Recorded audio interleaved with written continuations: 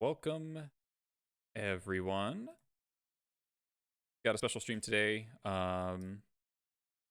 with some guests to talk about a particular new magic card that is affecting goblins quite a bit, potentially. We got special guests xJCloud JR and Dan Ford, who's scared money, won't make money in the chat. Both longtime friends of the channel and just friends. And goblins aficionados in their own right. Welcome to the stream.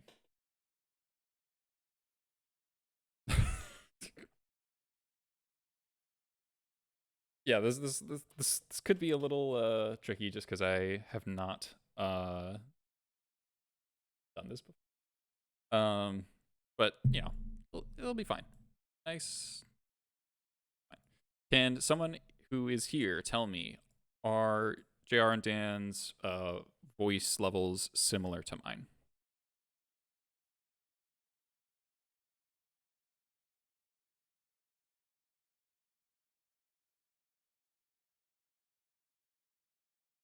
So can't hear him. Oh no.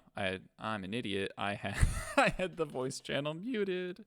Wow. Oh, there we go. Professional broadcast. Wow. All right. I muted it on one scene. I didn't realize it would mute on the other scene.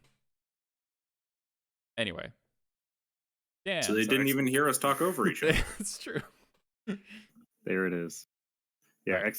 Mind Goblin in the chat if you need to know. Yeah. Always a good command. ! Mind Goblin. It'll tell you what's what. So all right. So how do they sound now? Now, got to talk. Now we have to talk, I guess. We'll talk and let's see how this goes. Happy to shout. Been told that I talk very quietly a lot. All right, we got a sound is good. Success. Deal. Okay. Nice. Well balanced. Killing it. Okay.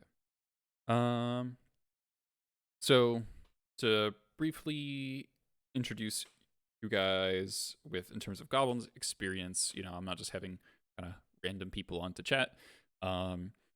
JR is more known as a Death and Taxes and Moonstompy guy. You know, JR's recently written quite a number of words on Moonstompy for MinMax blog. If you haven't read those, you should check those out if you're interested in Moonstompy. But he's also someone who I've been like, hey, JR, you should play Goblins for like a good couple of years. Sometimes it works. Yeah. I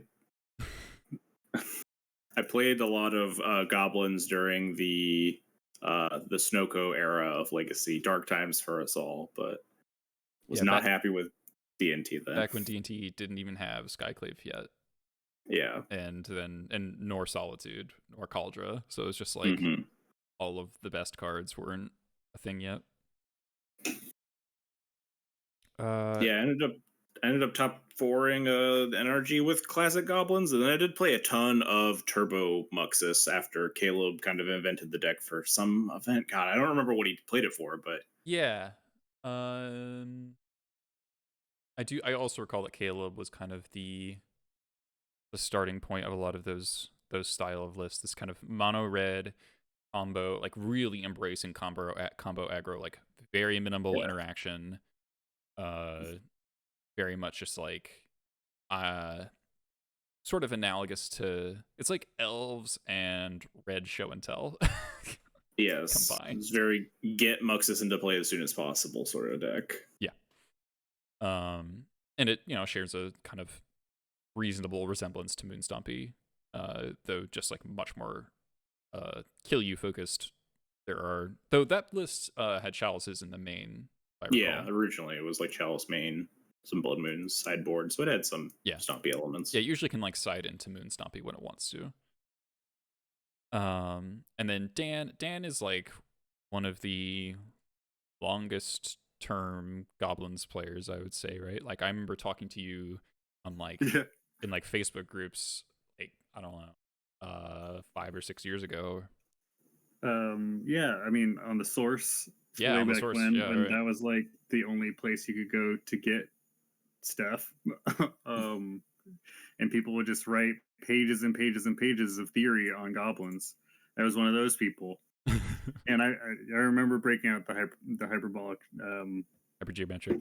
hypergeometric calculators and just really maximizing those things in those conversations. Like 6 or 8 years ago.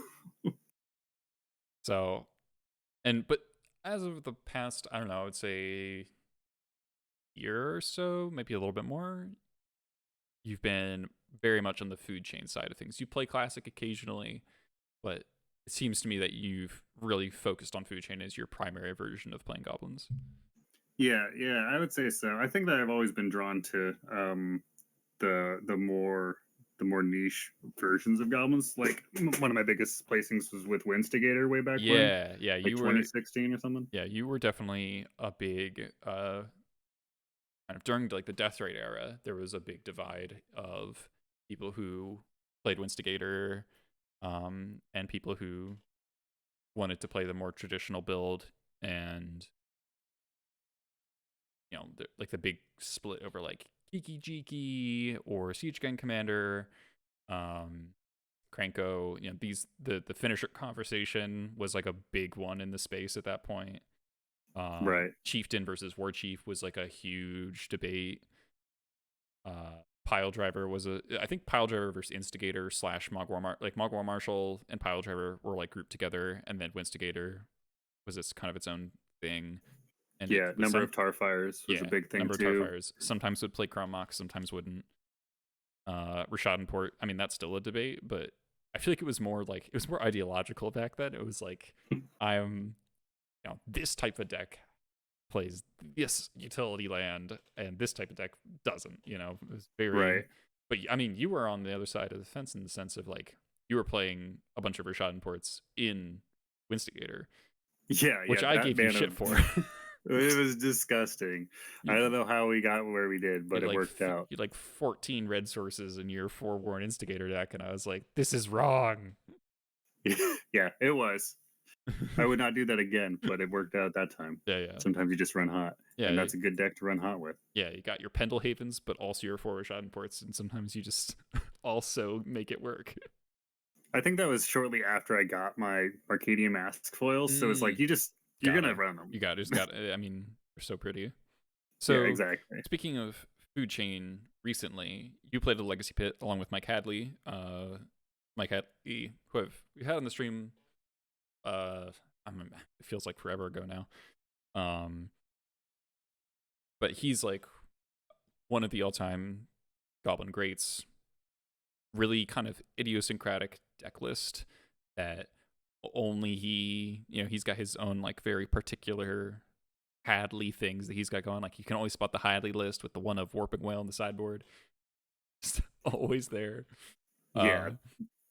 But he's also got so many things. Yeah. Because he can also just like pick apart exactly what your hand is and write it down and tell you exactly what's going to happen. Yeah, he's got these like mind reading abilities. So you and him are both from Arizona and went to Legacy Pit, got the same record. He played his version of Classic, and you played Food Chain. And I was wondering if you could tell us a little bit about like where Food Chain is now, so we can talk about what you think Food Chain might become. Oh, sure. So I was really happy with my list, at least in the matchups that I ran against in the Legacy Pit. It was a lot of fun. The tournament was a lot of fun. People that we went with was a lot of fun. It was just a blast all around.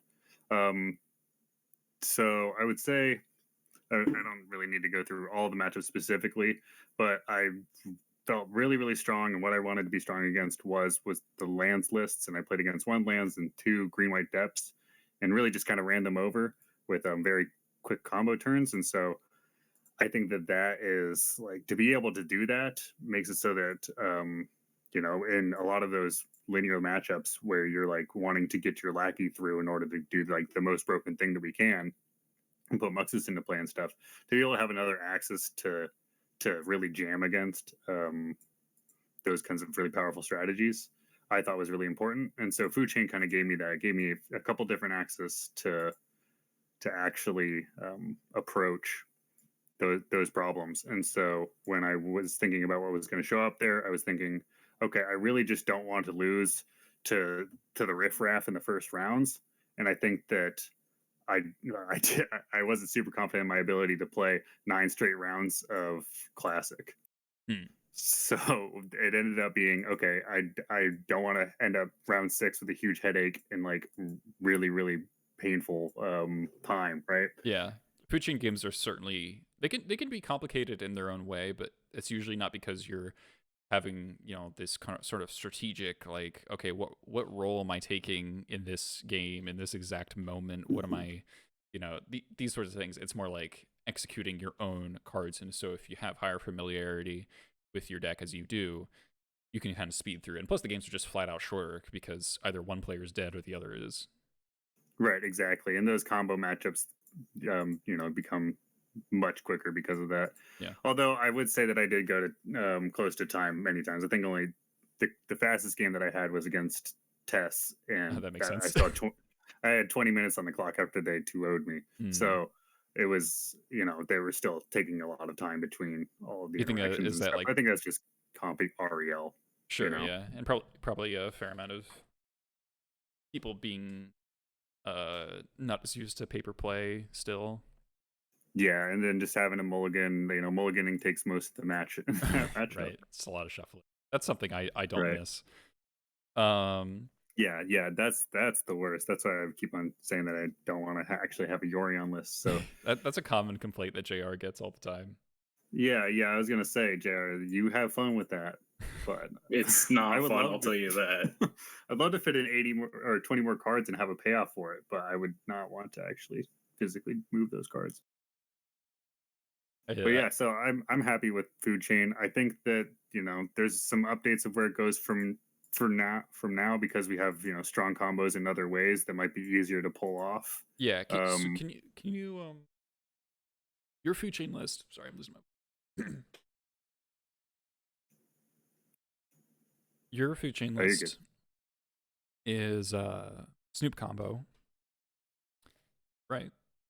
Yeah, so I had 2. So actually, about a week before, I 5-0'd with a Food Chain list that used Anarchomancers and Horde Masters, which was really strong.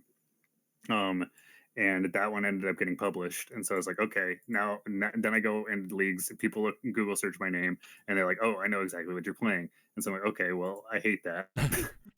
So I switched to a bunch of different lists that I was testing with, and then ultimately I landed on wanting to do the Snoop combo list. I try it out like the night or 2 before leaving, before like registering the list. I ended up 5-0ing with it, and I was like, okay, this seems solid. I'm going to go with that.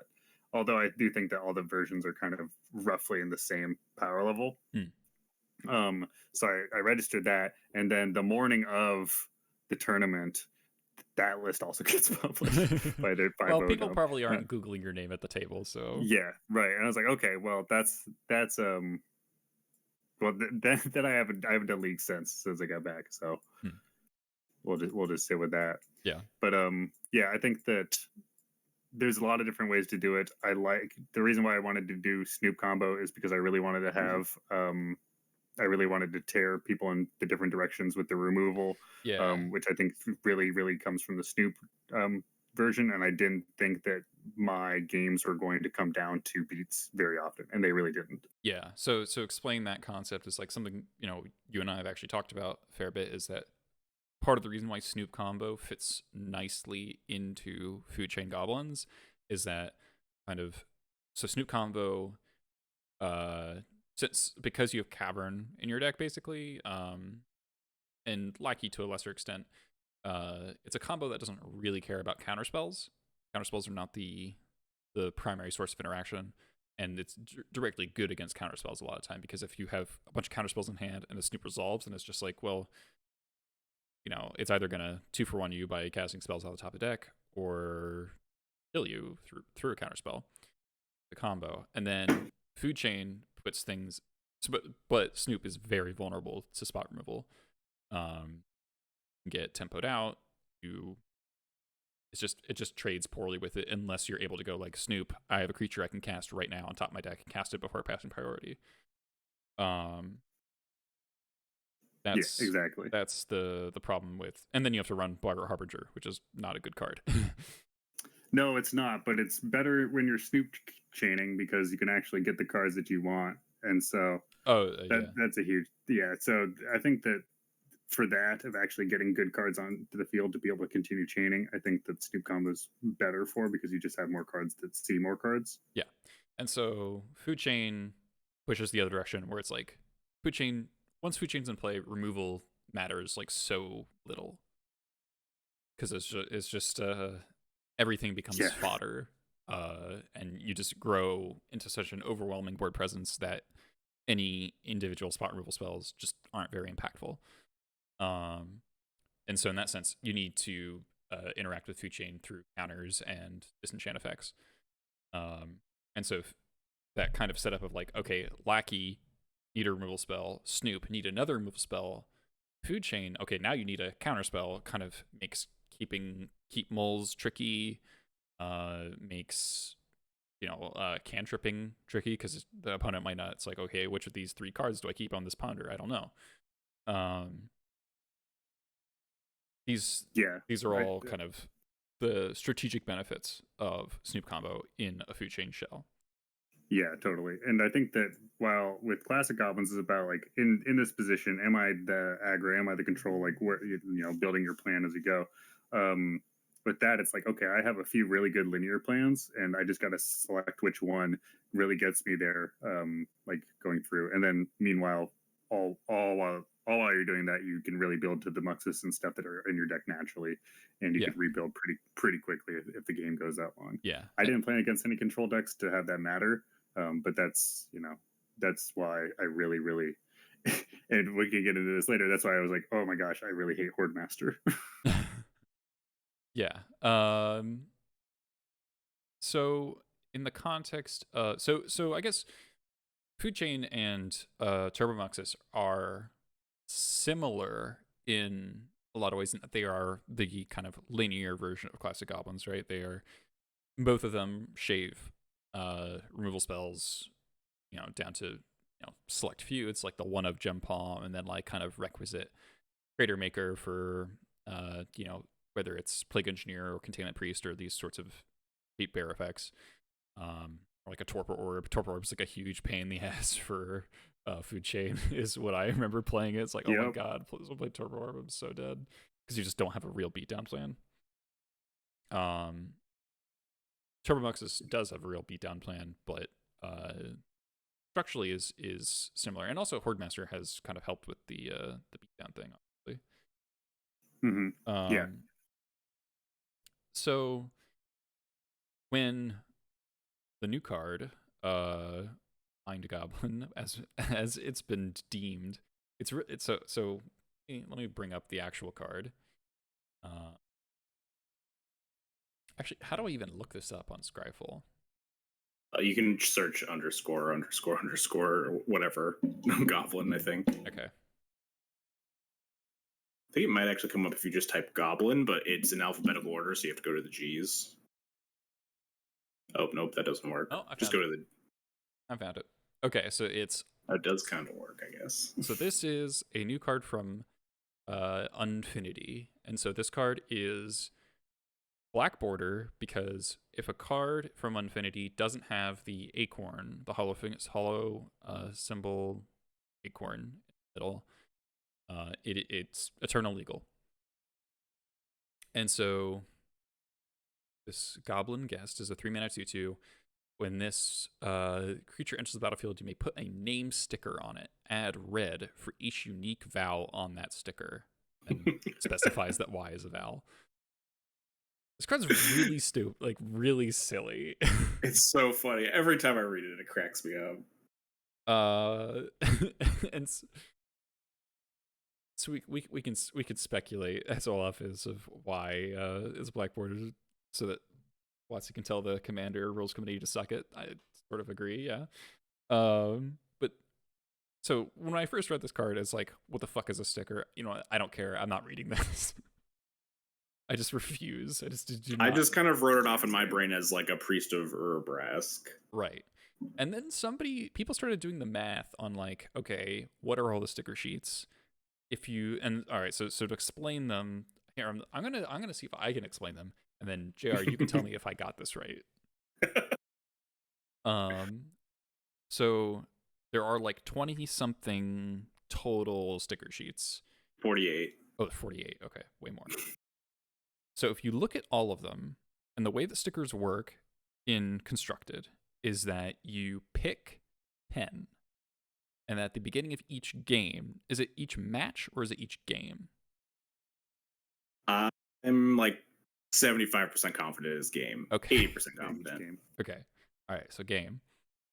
That's so, oh my god, that's so annoying. At the beginning of each game, you shuffle your stack of 10 and then draw 3. There's 3 random sticker sheets, and each sticker sheet has 3 name stickers on it. And so you'll be able to choose one of the 3 of your 3 randomly selected sticker sheets. So you get 9 name stickers per game. Yes. And the math works out so that when you're trying to maximize underscore goblin, you should make it so that you always at least make 4 mana. And for the first copy, you're like 70% chance to get 5. And I don't remember the percent chance of a 6. I think there's 2 6 stickers. There's 1 6, 2 5s, and 6 4s. Okay. There's a 30% chance to get 6 mana, slightly above 70% chance to get 5 mana, and then 100% chance to get at least 4 for your first 2 Mind Goblins. And so the reason we're calling it Mind Goblin is because there is actually a sticker sheet that has Mind as an option. The Mind Goblin is a legal choice. You can attack your opponent for lethal with a Mind Goblin in Black Border Magic: The Gathering. So the game's really improved. We've come a long ways. Finally, Wizards, you've redeemed yourselves. I did say, I think I tweeted at some point, if they make a Mind Goblin joke, I'll delete everything bad I've ever said about WotC. Yeah, it's really funny that we all like were making this joke like during Unfinity previews of like they would never do this, and then it actually happened, and it's genuinely unbelievable that this is a real thing. Yes, it really is. So it's suboptimal to like, you don't want to choose Mind Goblin because it's only 1 vowel, right? It only gives you yeah, Mind Goblin's actually terrible to choose. But I do like that the 6 is Delusionary, which is also quite funny. Yes, the best goblin you can make is Delusionary Goblin. So you know, all that nonsense aside, you can look at this card and imagine in your mind that this is, and it's important to note, the randomness is not really during the game, it's a pre-game action. So whenever you cast this card, you know the amount of mana that it's making. It's not like you're like, cast it, okay, shuffle my stickers, choose a sticker at random kind of thing. It's a, you know, at the start of the game, you're gonna know how much mana you're gonna get off of it, which is a pretty big deal. Because if you can craft a line around having 5 or 6 mana, there's a huge fucking difference. Yeah, exactly. Having that knowledge, but also your opponent having that knowledge. Like if you flip the 6 and they know what's going on, yeah, they are, you know, they're like, okay, well, depending on what list gets popularized or if it's good or anything like that, they'll see mulligans based off of just that decision. Based off of, hang on, I gotta reveal. I don't know the logistics behind sticker revealing. I don't know if you get to like see the stickers before opening hands or any of that stuff. Mulligans, I believe. Well, do you like, so you present all the stickers so both players know what all the stickers are before mulligans? Yeah, I guess and that makes sense. Yeah, I think that the whole thing gets resolved before mulligans get resolved. I would assume so it's you'll like have your 3 companions, selected. like- Yeah, it gets resolved at the same time as companions, I imagine. Before you present. So you'll be able to know for your mulligan decisions, which means, oh, I see a 6. I'm gonna try and mulligan more aggressively for, say, turn 1 Mind Goblin. I mean, theoretically, every legacy deck, it is totally free to present Show up with a sticker deck. Present stickers. which is hilarious because it is now my life goal to make this card playable, so everyone has to do that. Right, exactly. So now everyone has to bluff that they're playing a Mind Goblin deck. If stickers are a legitimate thing in Legacy, then everyone will have to do it, and that's hilarious. If this was If any there's one other thing that deck, bans the card, it's that. If there's anything more goblin-y, I don't know what this is, because like it's hard to get more goblin-y than the deck is literally trolling the entire form. Right. So like if this whole thing was like happening to any other deck in Legacy, I think it'd be pretty obnoxious. But the fact that it's in Goblins, which is so like thematically perfect for the character of the deck, it doesn't really bother me. Yes, it's like kind of a goofy and very clunky mechanic, but I'm kind of fine with it. Yeah, and I think it's the only creature that is mana positive when it comes into play. Yeah. Because the other ones, there's mana neutral, but it being mana positive, it's the first of its kind. Now it can't like be flickered, right, and have infinite mana, because you'll run out of stickers. Oh yeah, we didn't talk about that. Yeah. So there's still unresolved rules questions because there are some resolved rules questions as well. Like we didn't really mention, stickers persist between public zones. Right. So if your Delusionary Goblin dies, you don't get the Delusionary sticker back. It just sits there with the sticker on it in the graveyard. Your next Goblin cannot be named Delusionary Goblin. What if you wait, hold on. What if you cast Reanimate on the Delusionary Goblin in your graveyard? You get 6 mana. Then it gets a second. It gets a second sticker, and it gets a new. Yeah, the new sticker produces the mana according to the wording of the card. Okay. But if it goes into a hidden zone, if it gets shuffled into your library or like bounced back to your hand, then the sticker goes off and goes back onto the sticker sheet, and then you can use Delusionary again. Okay. Now, do we know what happens with Kiki yet?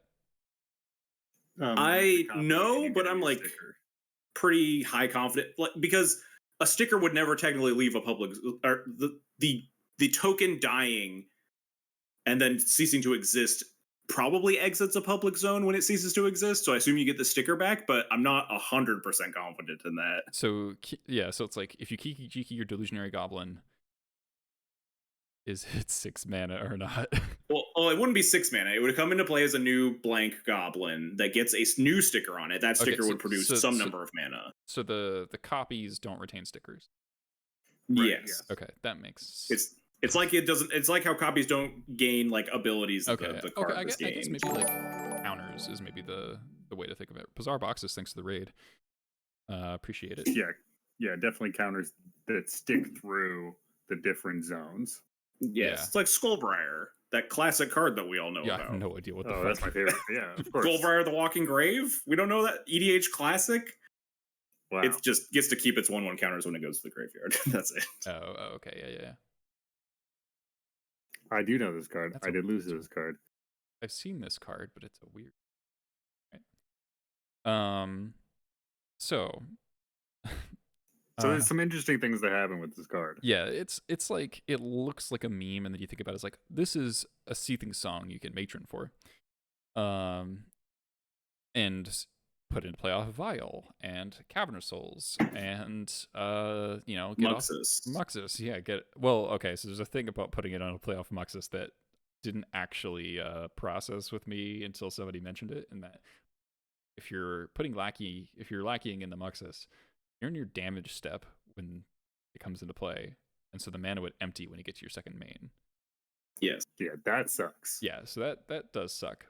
But if you're hardcasting Moxis or cheating into play off of your first Mind Goblin, then additional Mind Goblins, even though they're going to make less mana, most likely, it's still like a ridiculous amount of mana.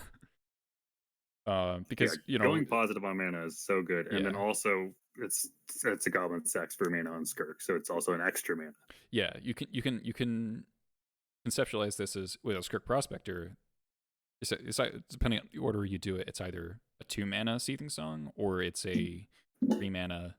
Make 6 to 7 mana. Which is also really good.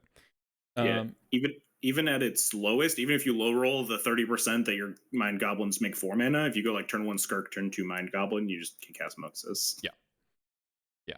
Well, if you do exclamation point card in the name of the card, I think. Embiggen is the other just people about how Unfinity will affect the legacy meta.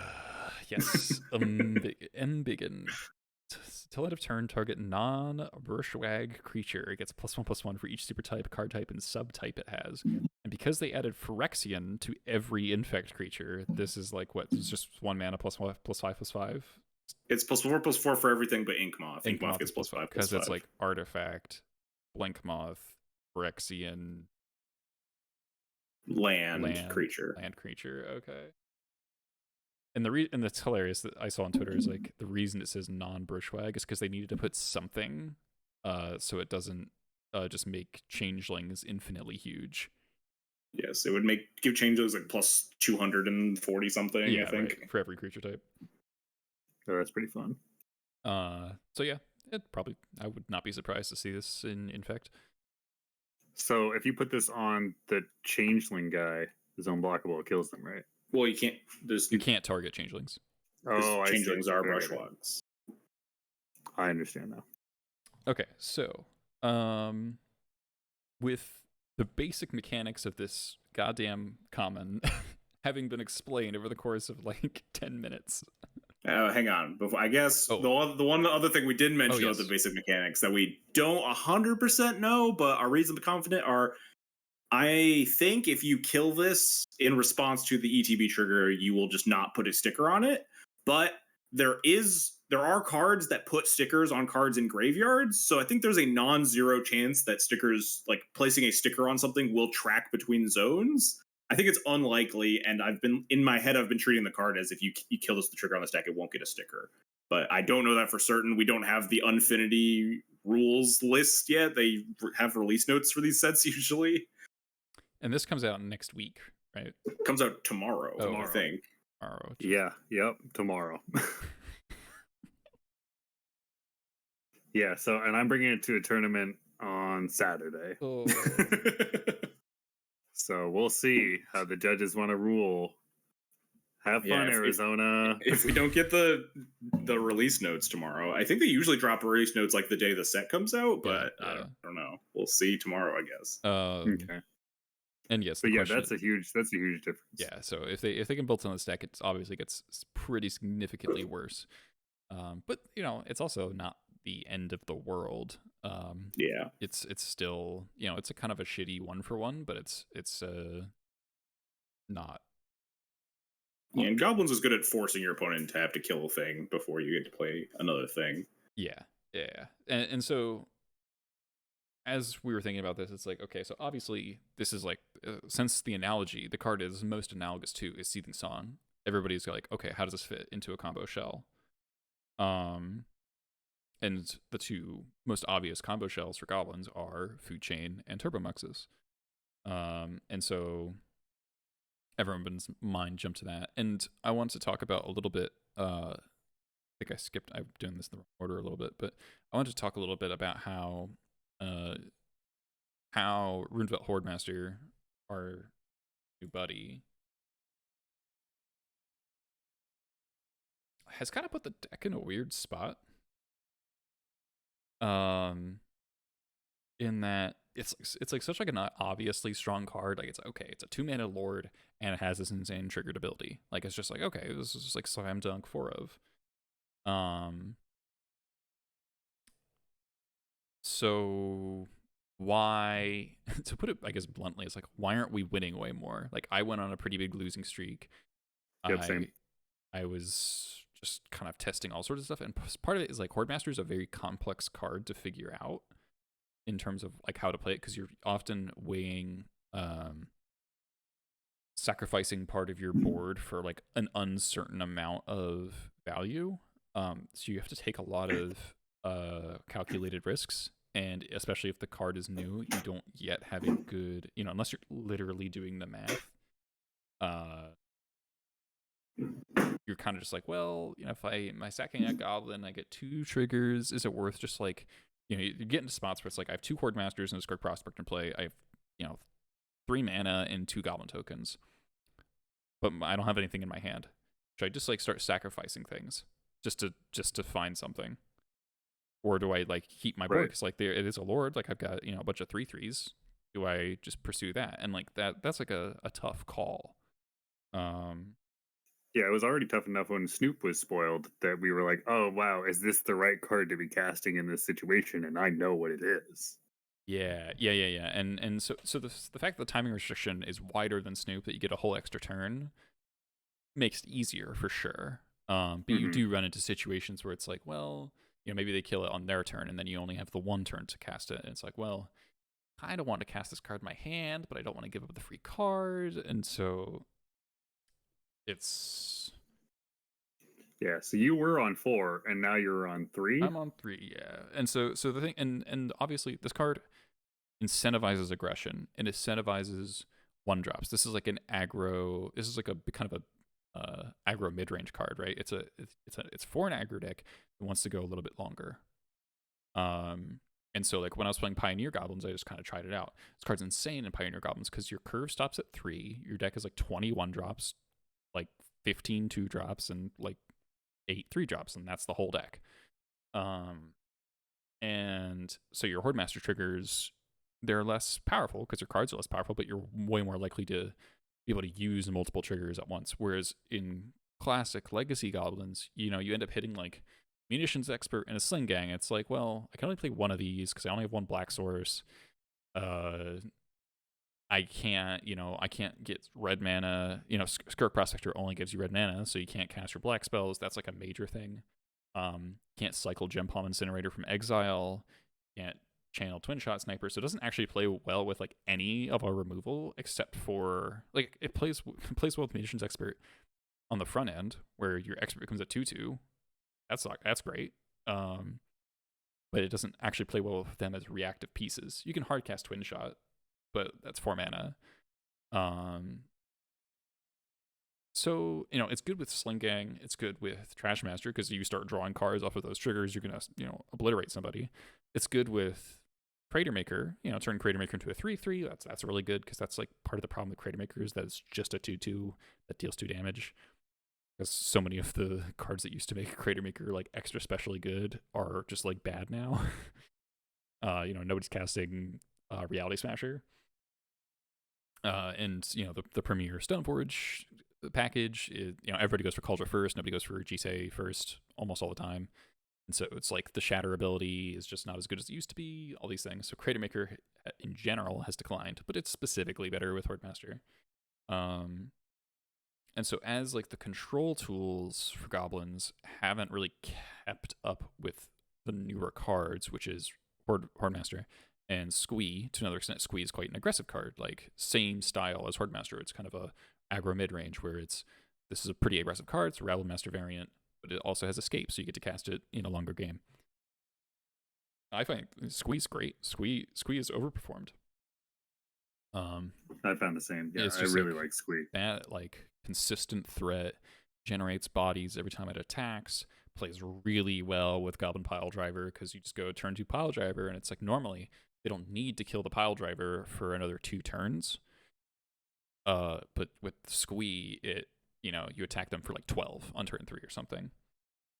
And and Horde Master, even compared to Snoop, it's 1 in a red. It's not red, so it's easy on your mana, right? So like the card has so much going for it, but in sort of a specific direction. And so I was really grappling with this, and I was struggling because like as you cut more and more control tools to fit these new threats, the deck actually kind of gets worse because it's not able to do the thing that makes Goblins powerful, which I've always kind of described in sort of a boxing metaphor of like being a counterpuncher's deck. Of you wait for your opponent to take the first move, or you kind of lead them into a first move with Vile or Lackey, and then you play control, and then turn the corner quickly. This is good at turning the corner. It's not good at playing control. It would be better if there were more decks that just attacked with ground creatures, because then it's like, okay, block, get a free card off of my block. Like, that's awesome. But that just doesn't happen very much. Just the decks just aren't built like, no, very few legacy decks are built to attack with ground creatures anymore. Nobody's playing Tarmogoyf. You know, Death Shadow is probably the only deck where that sort of thing happens commonly. You know, and they also play a pile of Murktide Regions. So that's the problem. That's the identity crisis of like, does Goblins want to linearize, become Turbo Moxis, become Food Chain, or how do we find the way to retain this kind of counterpuncher style? And is that like a viable strategy even? Like, is the fact that Goblins has sort of always been this sort of everything deck hurting it, and is it just better to linearize?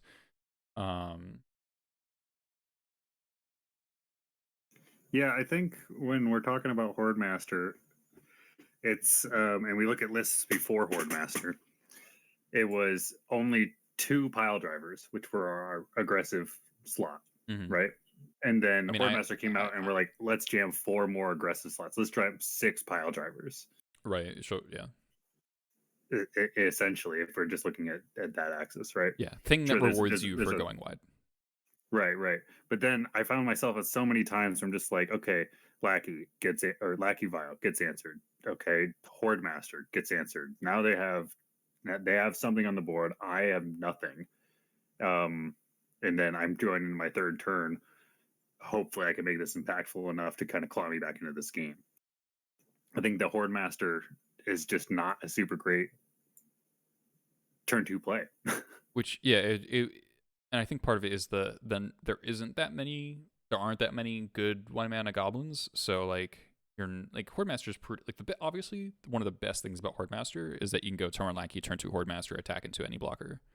Like that's genuinely good. And so like I noticed a pretty noticeable increase in win percentage when Horde Master came out against Elves and Green-White Depths, because you can always attack into Elves Reclaimer or kill it. Like 4 Horde Masters, 3 Munitions Experts, you're pretty likely to be able to punch through or directly kill the Reclaimer. Yeah, I think that's a big part. Yeah, and like also 8-cast would come up because they would go turn 1 Emery. And right. You know, sometimes you get, you know, and to speak again of Horde Master, in terms of direct matchups, it's big against Delver. It's genuinely big against Delver, where not only on occasion, you know, they'll play like turn 1 Delver, turn 1 DRC to block Lackey because they don't bolt yet because they have to cantrip first.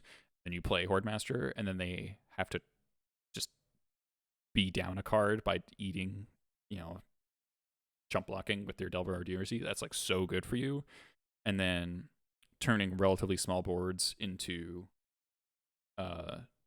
you know, double damage from the Lord effect, and then, you know, stuff getting bolted. You can just outgrow some of their like big turns where they can have like a 7/7 Murktide and you know, 3/3 DRC and a Delver, and it's like you've assembled enough 1/1s. It's like, okay, Horde Master, maybe a second Horde Master, and you swing with all your 3/3s and you actually just kill them.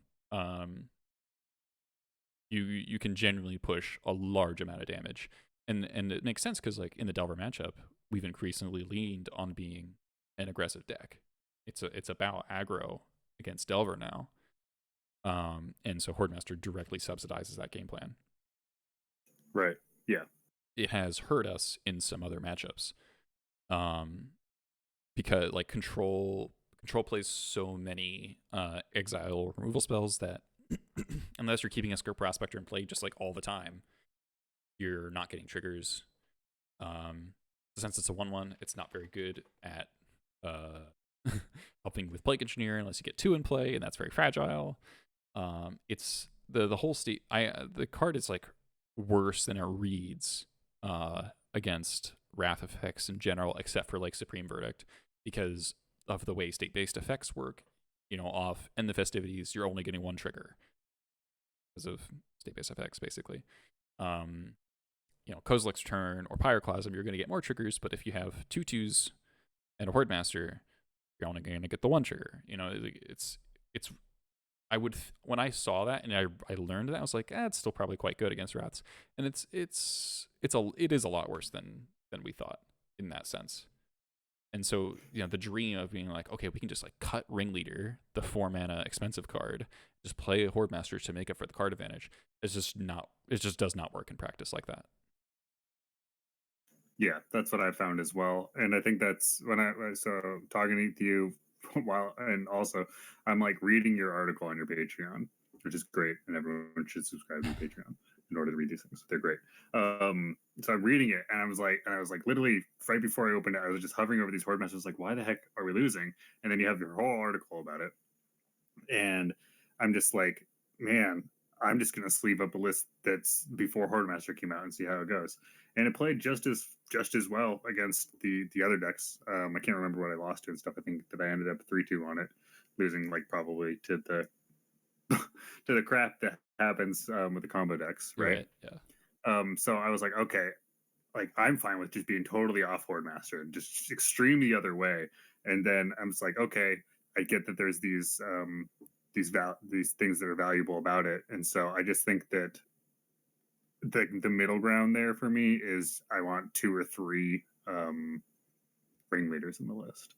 Yeah, Ringleader is like weirdly relevant right now, and I think JR, I blame you a little bit for this, which is the fact that Moonstompy is as good as it is right now has led people putting a lot of Hydroblasts. I mean, also, that was you. that was. I take full credit for that one. It's Minskin Blue, it's Maddening Hex and Delver, it's Price of Progress and Delver, it's Expressive Iteration, it's Pyroblast, it's Moonstompy, it's Painter.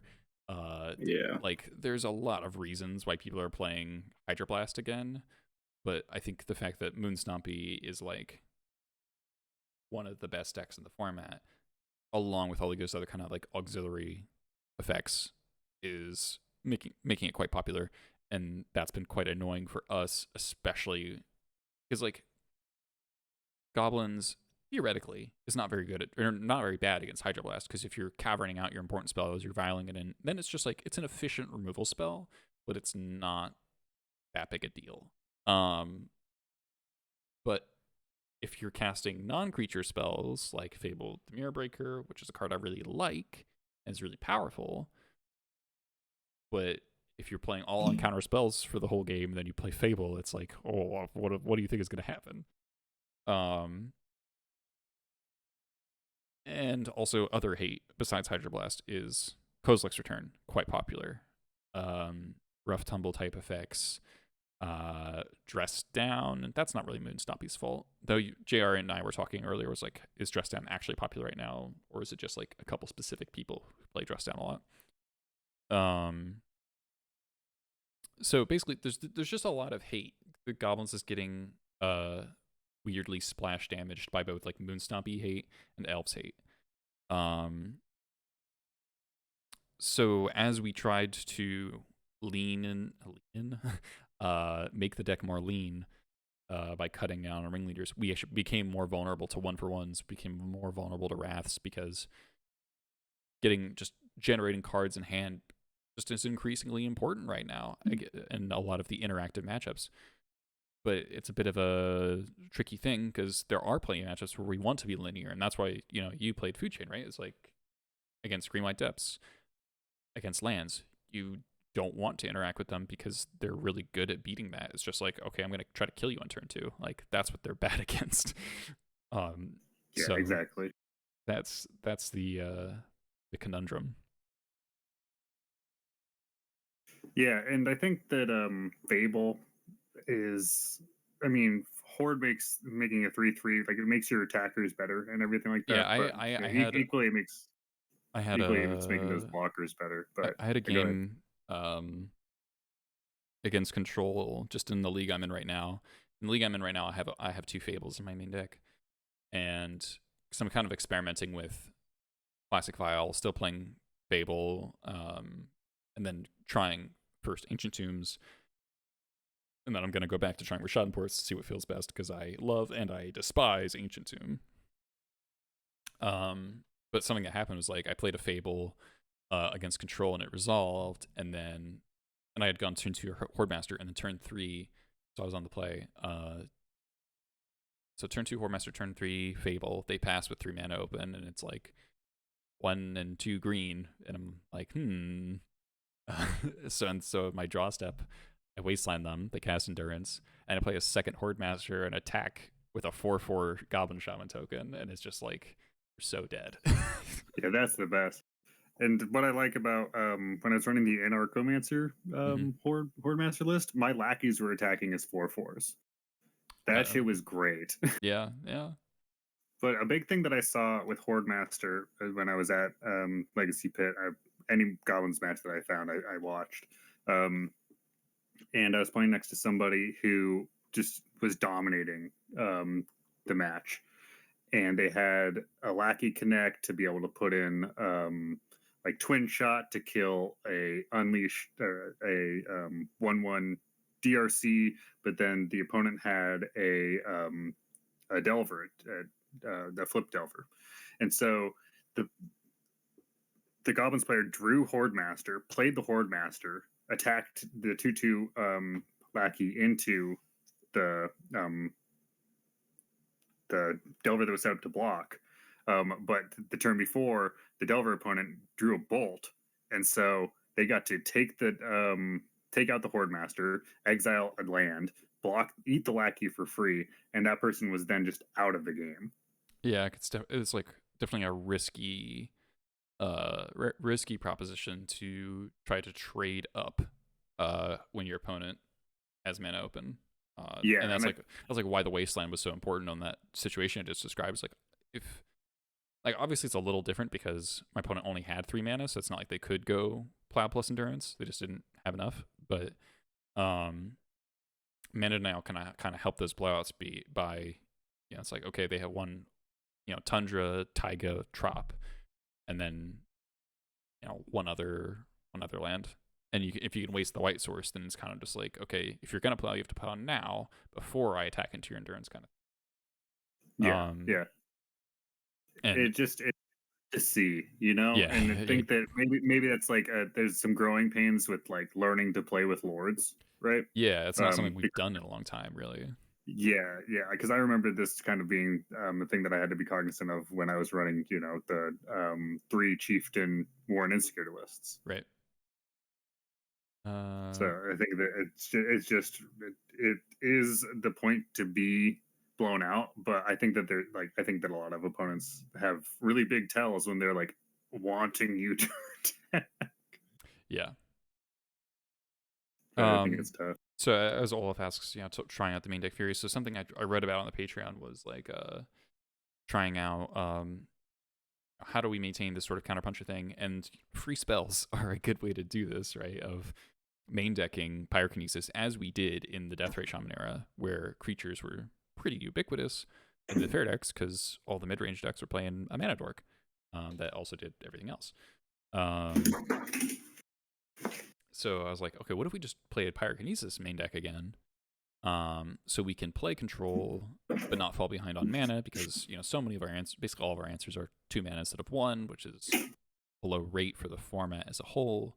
So if we just introduce the free spell element, go back up on Ringleaders, play 2 to 3 Ringleaders to compensate for the card disadvantage of Kinesis.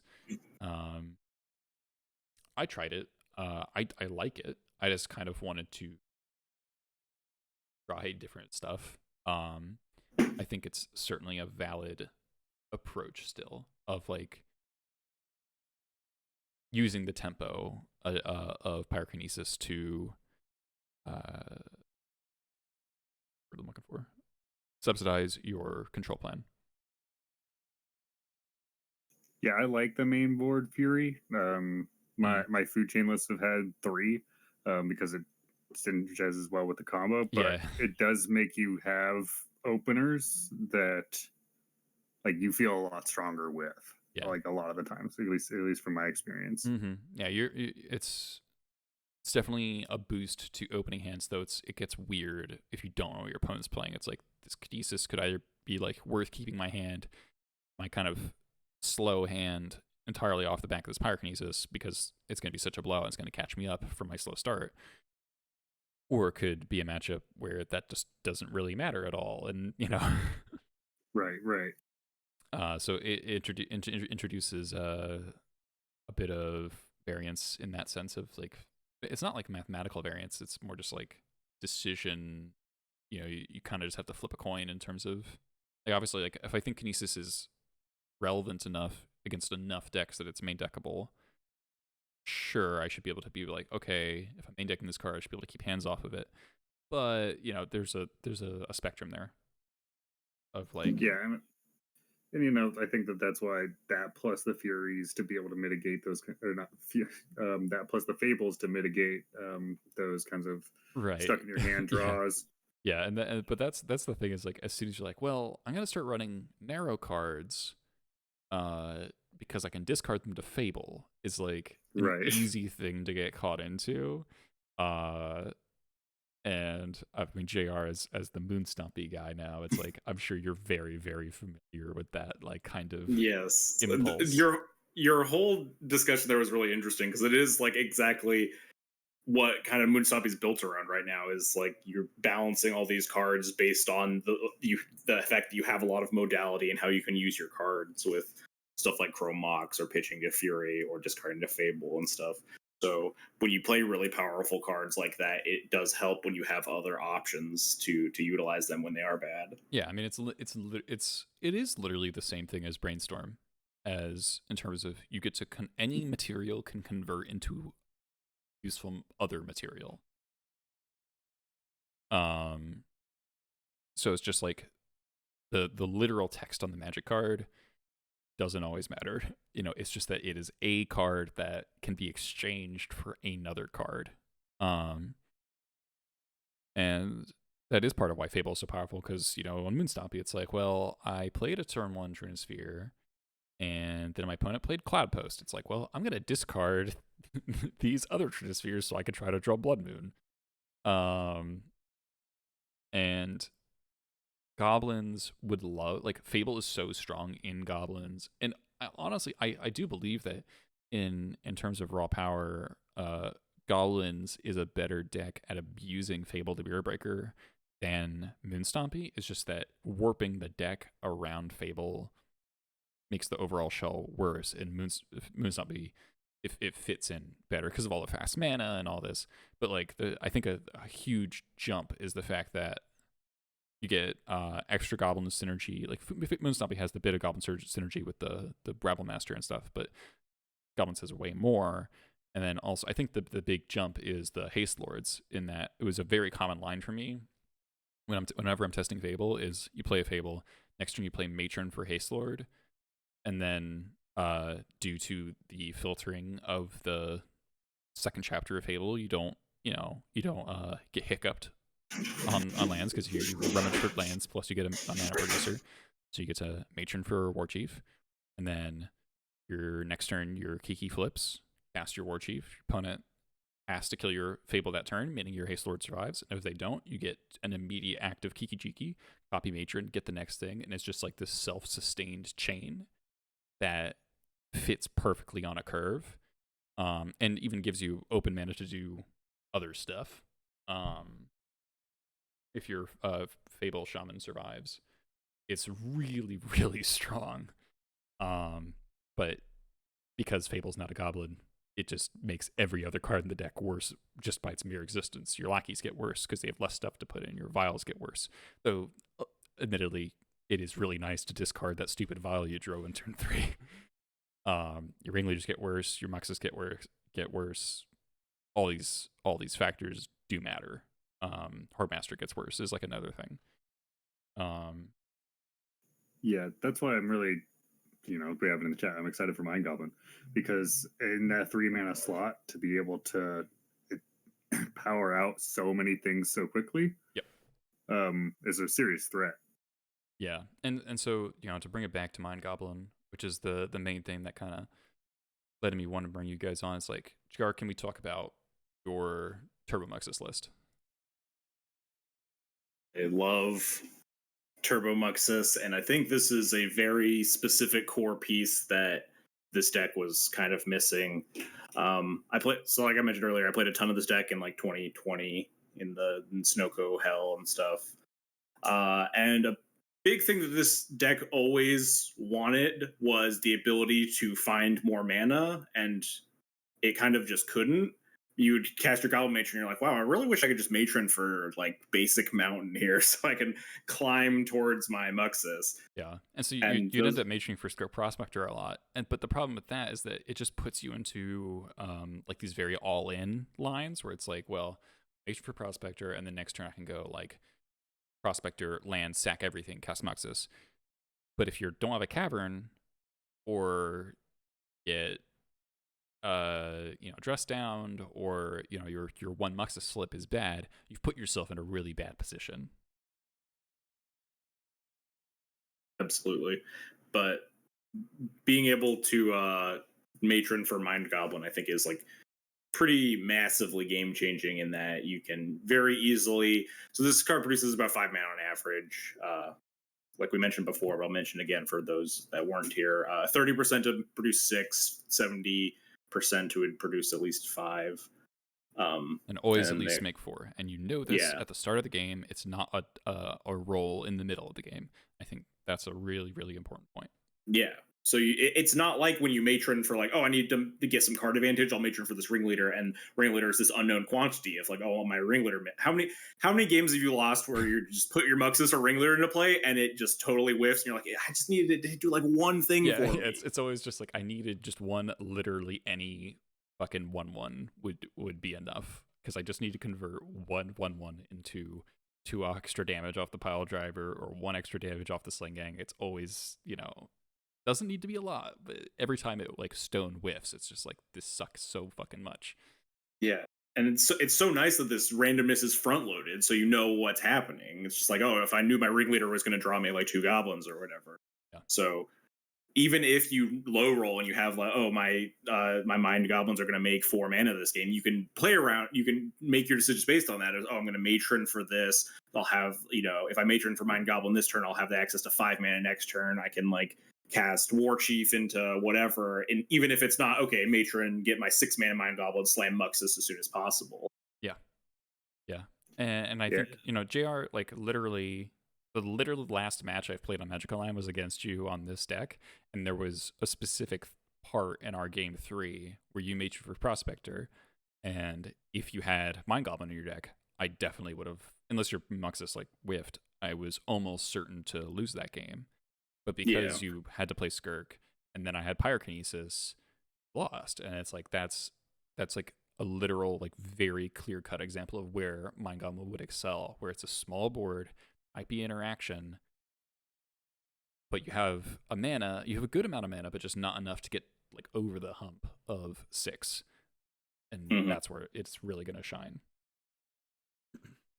Yeah, what I was finding from testing this, just goldfishing, right? Was how much you can do with 6 mana that's not just Muxus. Yeah. So your turn 3 play, right? Let's just say that you have it like in a vial shell. Your turn 3 play can be a 2/2 that adds 6 mana that puts a War Chief into play, a matron for a pile driver. Boom! Like you want to turn the corner, that turns the corner. Yeah, and so this is like, I think I was talking to Jagar in our group chat, and I was just like, I think the first question I asked when I really processed what this card does is like, does this make Vial redundant or insane? And it's right. It's actually a tough question, because if this is a 0 mana Seething Song, that's kind of silly. Yeah, it does look good when you cast a matron and your file's on 2, and then you're like, okay, I'll grab my Mind Goblin next turn, tick my file up to 3. Now I have, infinity mana. Yeah. And you're more likely to be able to do stuff, on turn 4 of like Violin Warchief, cast a 2 mana Mind Goblin, make 5 mana, spit my entire hand into play. So, worth noting, since kind of mentions it, Mind Goblin off of Lackey will specifically be quite bad because the mana will empty in the damage step.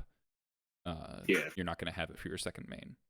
So I didn't process that for a little bit, and I was like, that's really cool, but that's not how it works. But yeah, as Dan mentioned, just the lines that it gives you access to on turn 3, and the fact that it's a body as well, like, is such an incidental buff to all the other effects in the deck of, like, quote unquote fair turn 3s where you're not like fully popping off, but it's like, turn 1, whatever, it doesn't matter. Let's just assume it gets prismatic ending because that's what always happens. This is Legacy. And you just go turn 2, port you. Opponent has 1 mana on their turn. They're a blue deck. They're like, okay, my opponent doesn't have anything on board. I'm not going to hold up Swords to Plowshares as my ponder. I just got ported. I probably want to find another land drop. Or I want to set up my good turn 3. And then turn 3 you go Mind Goblin, make 5 mana. Matron for Pile Driver, cast Pile Driver. Matron for Horde Master, cast Horde Master, attack for 3. Warchief, Pile Driver, Pile Driver. I think is that just lethal by itself? Hold on. That's 18 damage. You can have 18 damage on turn 3 from a completely empty board. And that's with a 5, which is what you're most likely to get. Yeah. That's like, it's insane. That's kind of insane, yeah. And it gives us that, because another thing is that you can go, I want to play around days, right? Yeah. So I'm going to off a cavern. I'll have this. I'll go 6, and then I can still play 2 spells off of around days, and just you're so on the board with 4 goblins at that point that you can, like, your munitions experts are killing things. Like you're able to actually be in that game. You're racing so well. Yeah. Like, you're very much in the game. And it makes, if it doesn't get answered, it makes the control plan better as well, because it's like, it's always been that without Vial, you either have to basically mind read your opponent, which is what Hadley does. It's just like, what am my opponent going to play next turn? And you do gain this with experience. I feel like I'm decently out of it. Is like, I'm going to matron preemptively for the thing that I'm scared of. So I'm going to get, this Musician's Expert, this Jump Home, because I think my opponent's going to do this next turn. With Horde Master, with Mind Goblin, you can just be like, okay, my opponent just played this important threat. On the same turn, I can matron, get my answer, and cast it all in the same turn because of that big mana boost. And so it kind of makes up for the inherent clunkiness of having your answers be like matron tutor targets, or just the inherent kind of overcostedness of so many of the goblins. So it genuinely empowers both sides of the deck, and that's why I think it's an interesting question of like, does this make Vial redundant or insane? Does this push the deck into a more linear direction, as Horde Master kind of does? Or does it allow you to reach the similar explosivity that previously required building a more kind of all-in deck with minimal removal spells, lacking interaction in some important matchups? What if you can just get that similar explosivity level by just playing like 1 or 2 copies of Mind Goblin, and you just gain access to that without compromising the rest of your plan? And that's like an insane amount of flexibility for the deck to have. And we'll have to see how it plays out in practice. But I am quite interested to main deck at least one of these, because the first copy is the best copy, because you have the best chance of getting the best sticker, blah, blah, blah. And, just playing one in just like normal ass goblins, and seeing how good it is. Yeah, I think it's just perfect for that counterpunch, because we do need that boost, right? And it's I would say that it's a redundancy with Vile in a good way, meaning that you have more ways to actually do this, because before we'd need to, in order to turn, it's just so mana intensive to turn the corner, right? So we'd have two, if you have two vials, you know, you're able to do that so easily. Yeah. But with or this, like if War Chief survives, like War Chief, you like you turn 3 War Chief, and if you untap with it, then you can do some crazy stuff. But that just that's just not how the game works. That's just right. And so now we can do that with just like, okay, our vials live and we can go really crazy. But even if they don't, we can put we can put 18 power out right now. Yeah, like literally put you to 1 probably on turn 3 from an empty board is like imagine trying to play control against that. And it's not even, and you can cavern it, and then your opponent force civils your War Chief, but then you still have 2 mana left over, and you still play your pile driver. Like, it's not even bad for you. Right, exactly. And obviously it will be tricky to figure out, how good is this if it, if the rules, so if we find out, you get bolted or plowed on the stack, then it's like substantially worse, but like how much worse really? And then, the other thing I wanted to bring up in terms of Classic, but it also should come up in Turbo Moxis and in Food Chain, is the fact that this is a way to filter colorless mana into red mana. Right.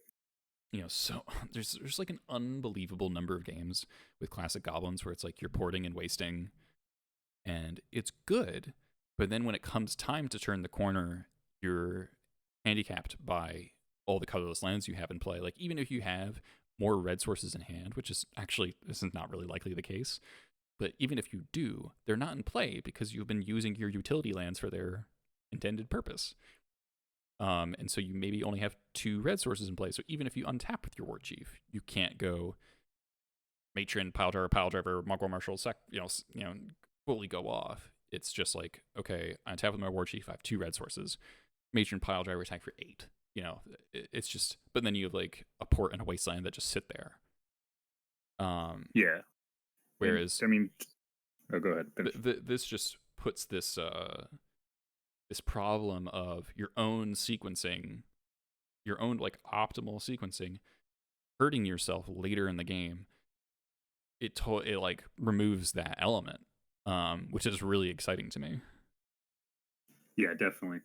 And it's just, if mana is an issue in JR, this is, I don't know how Stombulus has been seeing, or you said for the Turbo Moxis that it does address this, but if mana is your issue, then this card like slots in really, really well, just fundamentally.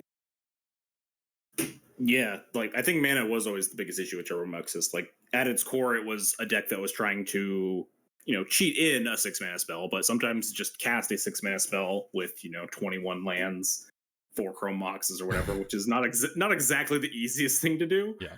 I think this card is absolutely huge for just your, like we've been going on about over and over again. It's just like these massive turns where you could just get like cast Mind Goblin into War Chief into Matron, whatever, or just Mind Goblin into Moxis, smush your opponent. And that's kind of what I've been building the deck to lean into more and more. You get to just cut a lot of the nonsense chaff that was kind of in Turbo Moxis. Like this was a Winstigator deck at some point, which was kind of silly for Ancient Tomb, like 1 to 2 City of Traders, double red spell deck. But it does feel like just like the perfect card that a deck like this wanted. And I am a mere mortal compared to many veteran Goblins players, but I do love a good Ancient Tomb smush you real hard deck. And yeah, this deck really appeals to me. I'm super excited to play this deck. Yeah, and when I was testing this deck, just Goldfish, what I really found was the actual like the realness of the combo of just of Horde Master, Skirk Prospector, some dudes out, and if you make a bunch of mana, you can just tear through your deck. Just you have like 5 looks, make 5 mana. You hit a Matron, you go get another Mind Goblin, and you're off to the races again. You literally can just tear through your whole deck on like turn 1, turn 2, and turn 3 so easily. Yeah, I think So a thing that we didn't really touch on when we were talking about Horde Master and Classic Goblins is that a genuine upgrade besides of the the Lord effect, is this combo element that as long as you have 2 to 3 Mogwai Marshals and a couple of War Chiefs, if you have enough fodder on the table, you can draw your entire deck. Like, I did it against Death and Taxes. I've done it against Green White Depths, where you just get, like, I had a game against Lionel, and he was on Green White Depths. And my draw was just like, I had like 3 Horde Masters. I drew a Sker Prospector and 2 Mogwai Marshals. And it was like turn 4 or 5. And it's like the turn right before he's about to make Merit Lage. Or no, I think it turned out that he had both his depths in his hand, so he wasn't going to make Merit Lage when I thought he was going to make Merit Lage. But I thought I was dead that turn. And I fully drew my whole deck. And I've done it against 8-cast, because 8-cast just doesn't have that much interaction when you come down to it.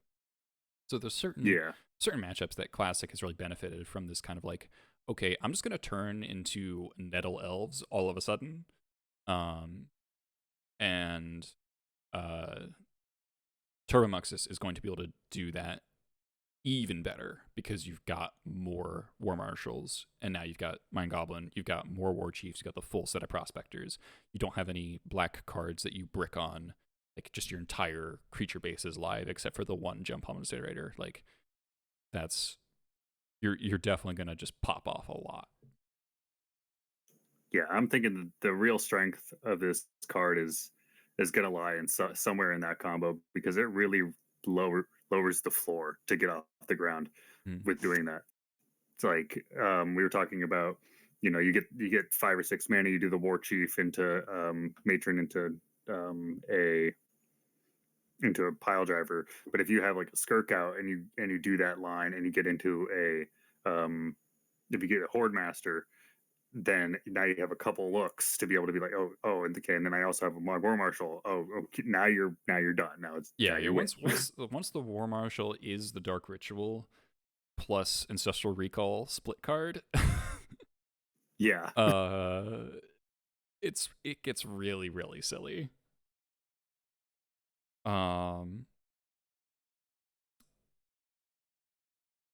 How are you thinking about fitting this into Food Chain? Because it's obviously incredibly synergistic with Food Chain, in that it makes a billion mana and then also 4 mana. But does it make the card Food Chain redundant? Because it's sort of like a Food Chain on a Goblin, kind of. Yeah, I haven't. So I've been going ham with this list recently, so I haven't really thought about how I would want it in Food Chain. My initial thoughts, which pushed it to the back burner for me, were mana's not my problem in Food Chain. Mm-hmm. And the only time that mana is my problem is to get to the Food Chain, which is 3 mana, which is the same as Mind Goblin. Right, exactly. And so maybe this lets me maybe it's redundant in a good way that lets me then also still like play my big game earlier, right? Which is possible, but then like, man, Food Chain is so tight on spots. It's like, okay, what am I giving up? Am I not going to do Snoop combo? What am I going to do here, right? And maybe in an Arco list, I could see that, because then you could leave your colored mana untapped to be able to get your colored guys out.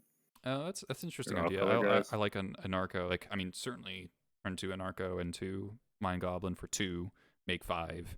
That's a start of a hell of a combo. Like, that's just like literally, that's like old modern Storm before Seething Song got banned, right? Because turn 2 Goblin Electromancer, Seething Song kill you.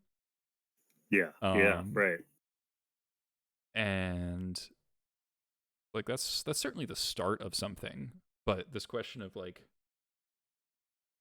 how much mana does the deck actually need and at like what inflection point, then the 3 mana slot. Like, I certainly felt that whenever I played Food Chain, it was like, well, if I get to 3 mana, I can do some crazy stuff.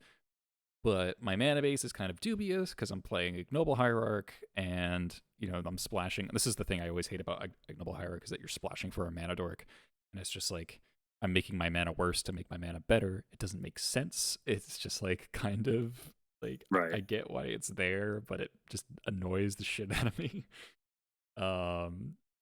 And so the deck just has like a more of a chance to hiccup. You're playing Ancient Tomb and Cavern of Souls, and you're also trying to cast a non-creature green spell. Like there's just like a bigger chance of things going wrong. It was always my sense with Fujin. It's just a little bit unstable. Yeah, it was, and it is, and it's right in that point. You described it well, and that's why I think that this list, of which does not have that kind of mana stumble, kind of can do the same thing. Especially because I do think that the Horde Master Skirk Prospector combo is so strong because of Mind Goblin that you really can. Like you can do a lot of the same things that you would be doing with Food Chainless, but now you're not having to be in green. Yeah, and you don't have to register the card Food Chain. Though I did quite like your solution you're telling me about for like the double matchup is like the Kryptonite of Food Chain Goblins, where it's just like it's bad. Yes. You just like can't side in enough cards to make your deck still functional. And that's something to mention with all of these turbo lists is that you're not really allowed to sideboard versus most decks. Like JR can speak to that. I can speak to that because we've been testing these decks on Moto just like without Mind Goblin, but just like normal Turbo Moxis with Horde Master, and it feels good. But if you sideboard more than like 4 cards against any fair deck, your deck just kind of feels strained at the hinges.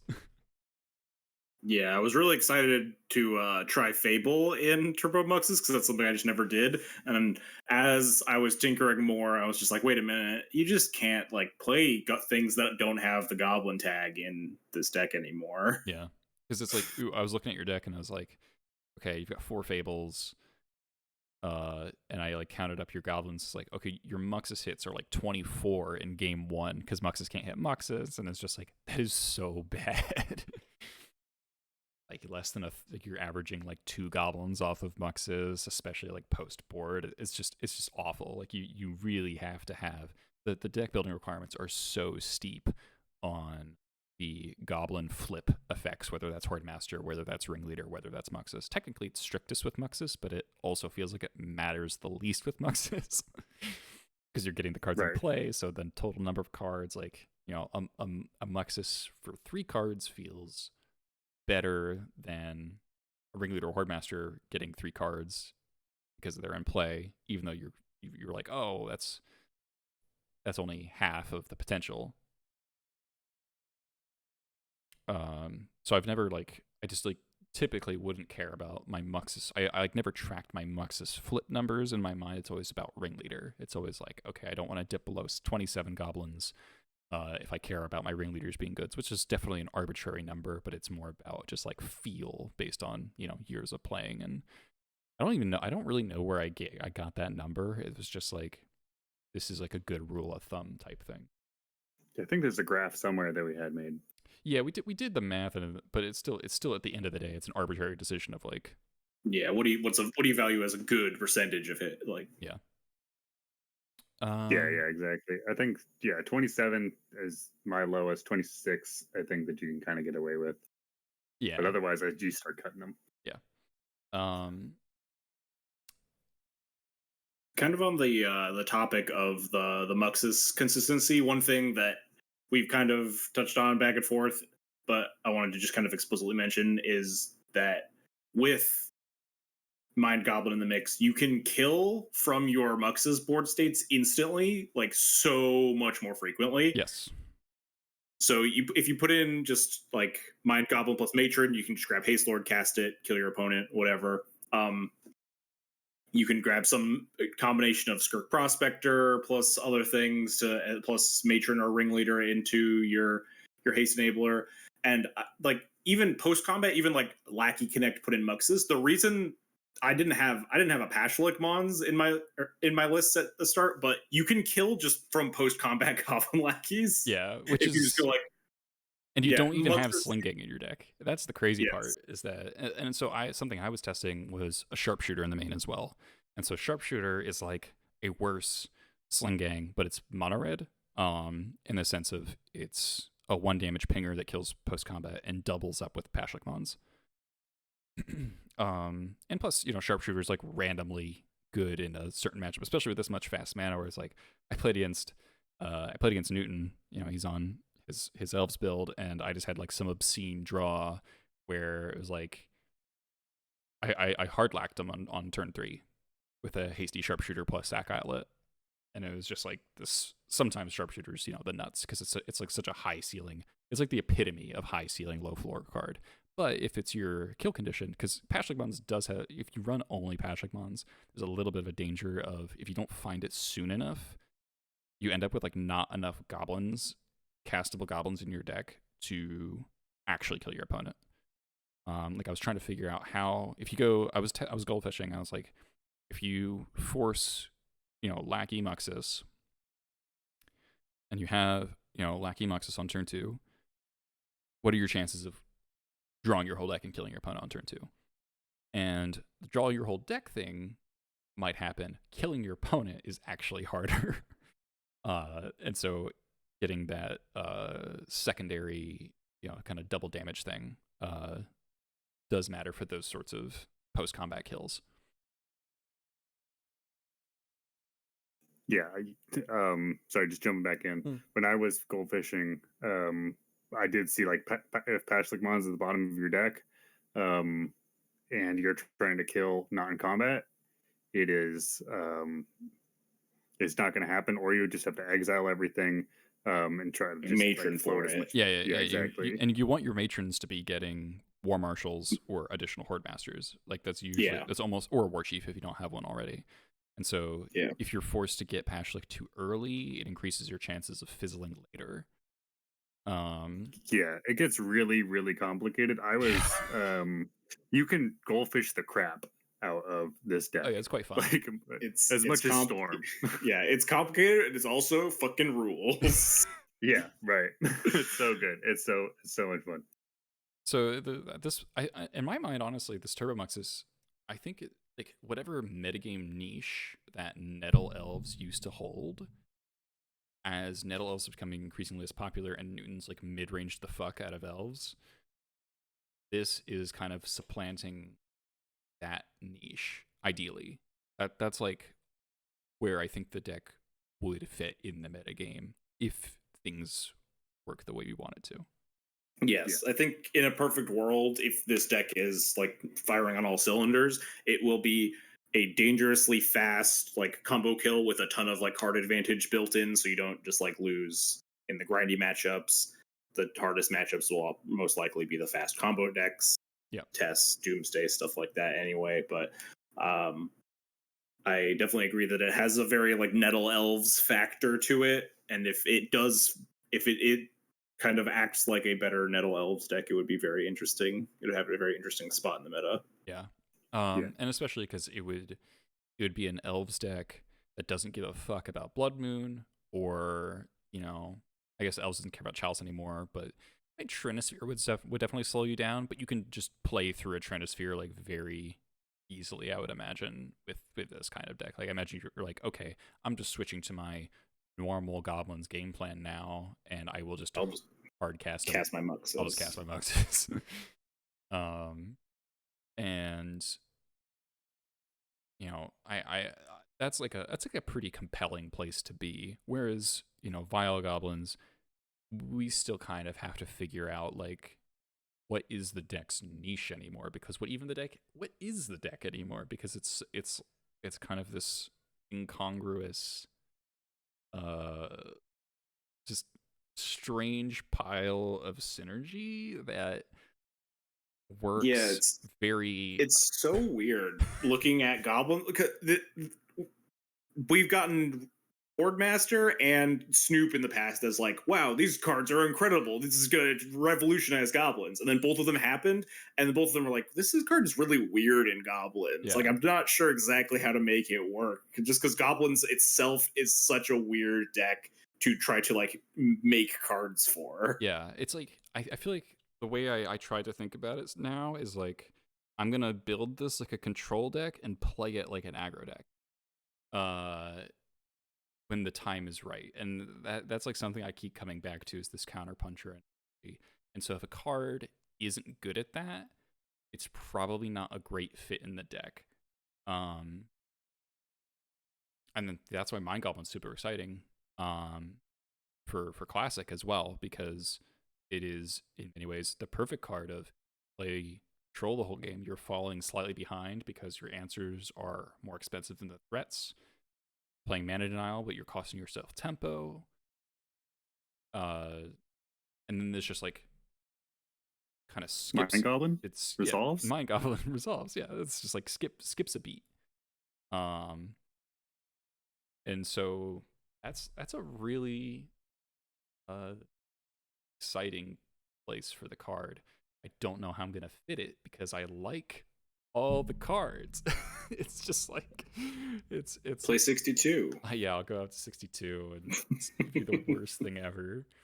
And we wanted to cut the curve, so we could. When Horde Master came out, I was like, oh my god, I can cut my 24th land because we're cutting down the curve so much. We can play 60 cards like everybody else. It'll just be a normal fucking deck. It will make sense. And then I was wrong. Yeah. I mean, I think Horde Master was a very alluring piece. I think going forward, being able to be more on the mana denial plan because we have a way to burst better later game, I think is going to be really, really nice to just, I think it's going to be refreshing to be back onto that. Yeah, because every time I play Ancient Tomb, it's like all the non-blue matchups, Ancient Tomb rules. It's just like any stompy deck, Ancient Tomb is awesome. Any, opposing creature combo deck, elves or, decks like 8-cast, you're just like Ancient Tomb, sick. Depths, it's like, okay, I can play my Blood Moon effect on turn 2. I can Opposition Agent on turn 2. All these like, or even it's just like a turn faster Matron. That stuff really matters. And then you play against Delver and you die because you bolted yourself twice, tapping your lands, and it's the fucking worst thing ever. Or it's like you anytime, and JR, I'm sure you're very, very familiar with this feeling of like anytime you Ancient Tomb tap, cast a spell and it gets dazed, and you're just like, this is the worst thing ever. It's like I literally not only did I run my card into daze, but it cost me life for the privilege to do so. It sucks so much. So it's also like one of those things where Ancient Tomb is sometimes it's a good card against daze because you just like have an extra mana, but then you don't know when it's good against daze, and then you also feel bad because it's just like I could just be taking 2 life for no reason. Maybe they don't even have the daze. Yeah, that's like my favorite is like, okay, my opponent's on it, or I'm in the draw. I have a turn 1 Vial. I could play Ancient Tomb and play my Vial around daze, and then it's like, okay, and then they force it, and then it's just like, fuck this so much, and you land on a colorless land, so you can't Munitions Expert on turn 2, so then you die to the DRC because you took damage already. It's like all awful. There's like so much I hate about Ancient Tomb against Delver. It like actually drives me insane. Yeah, and I don't think, I mean, there might be a lot of contention, especially with seeing if a list that does Chromox and like powers out Mind Goblin so quickly, that's going to be really strong. There might be some contention of, okay, well, I kind of want to have that in Classic as well, but I do think that Classic is really going to get its most points by going back to that. I'm going to control the first 3 turns of the game, or just really slow them down, and then I'm going to kill you the last turn. Yeah. That part of the gameplay, and this is something I've been thinking about a lot, is on like a more personal level, is like, if goblins all right, thank you, Mr. Poopy Butthole, for the follow. Fucking stupid names is the theme of the stream. Is like, if the optimal way to build goblins increasingly linearizes, I will just lose interest in the deck and I will just not want to play it. Like, I like Turbo Moxis styles as like a temporary thing, but if I can't always go back to classic goblins and like be like, this is what I'm interested in as an archetype, do I actually want to do this anymore? Yeah, I think a lot of people echo those sentiments. Yeah, and it's just like, if the deck morphs too far away, if we optimize it away from what we actually like about it, why aren't we playing just like a better, different deck? And why aren't I playing Painter at that point? Painter sounds sweet. It's like got that combo control, mono red, plays goblins even, you know, like Painter's a sweet deck. 7 counter spells. Yeah, and I mean, plays a fucking bunch of red elemental blasts. Those cards are good right now. Mixella, thanks for the 5 months. Sturella, I think, excuse me. So that's like something I've been really grappling with is what do I want to be doing? And so that's part of like the mad the mad tinkering that is eternally there, is like, how do I make this deck good but in a way that is still also fun? And JR, right, I know exactly. you think about that all the time because you only play Magic basically when you think it's fun. Yeah, for sure. When I get bored of something or when I can't tinker or I'm at a stopping point, I just throw my hands there and give up. That's usually my plan. But it's always easy to kind of just take a breather, take a break, come back to it if you're having some trouble. I've done it with D&T numerous times. I haven't like played a D&T league in probably like 3 or 4 months. Yeah, just because it's not interesting right now. I think the deck's just in a pretty reasonable spot, but it's not like, something to really iterate on. Yeah. It's a good deck, but it's kind of, I guess, the opposite problem for Goblins right now, though. Yeah, is Goblins, it encourages you to keep playing because you're like, I want to iterate on this. I want to tweak it to try to figure out what works, what doesn't, what makes it the best that it can be. Especially when we've got all these new cards that are like, kind of, they're puzzle pieces that just like the slots don't neatly come together. It's like it's begging to be solved, and it's just like yes, so that's when I have my most fun tinkering with decks. Yeah, It just depends on what decks you get that enjoyment out of. Yeah. So I'm a big Goblin brewer. I'm always I'll do well with the list. Be like, okay, that one was good. Let's do something else now. Yeah, I have this horrible tendency of anytime I 5-0 with a list, I like stop playing.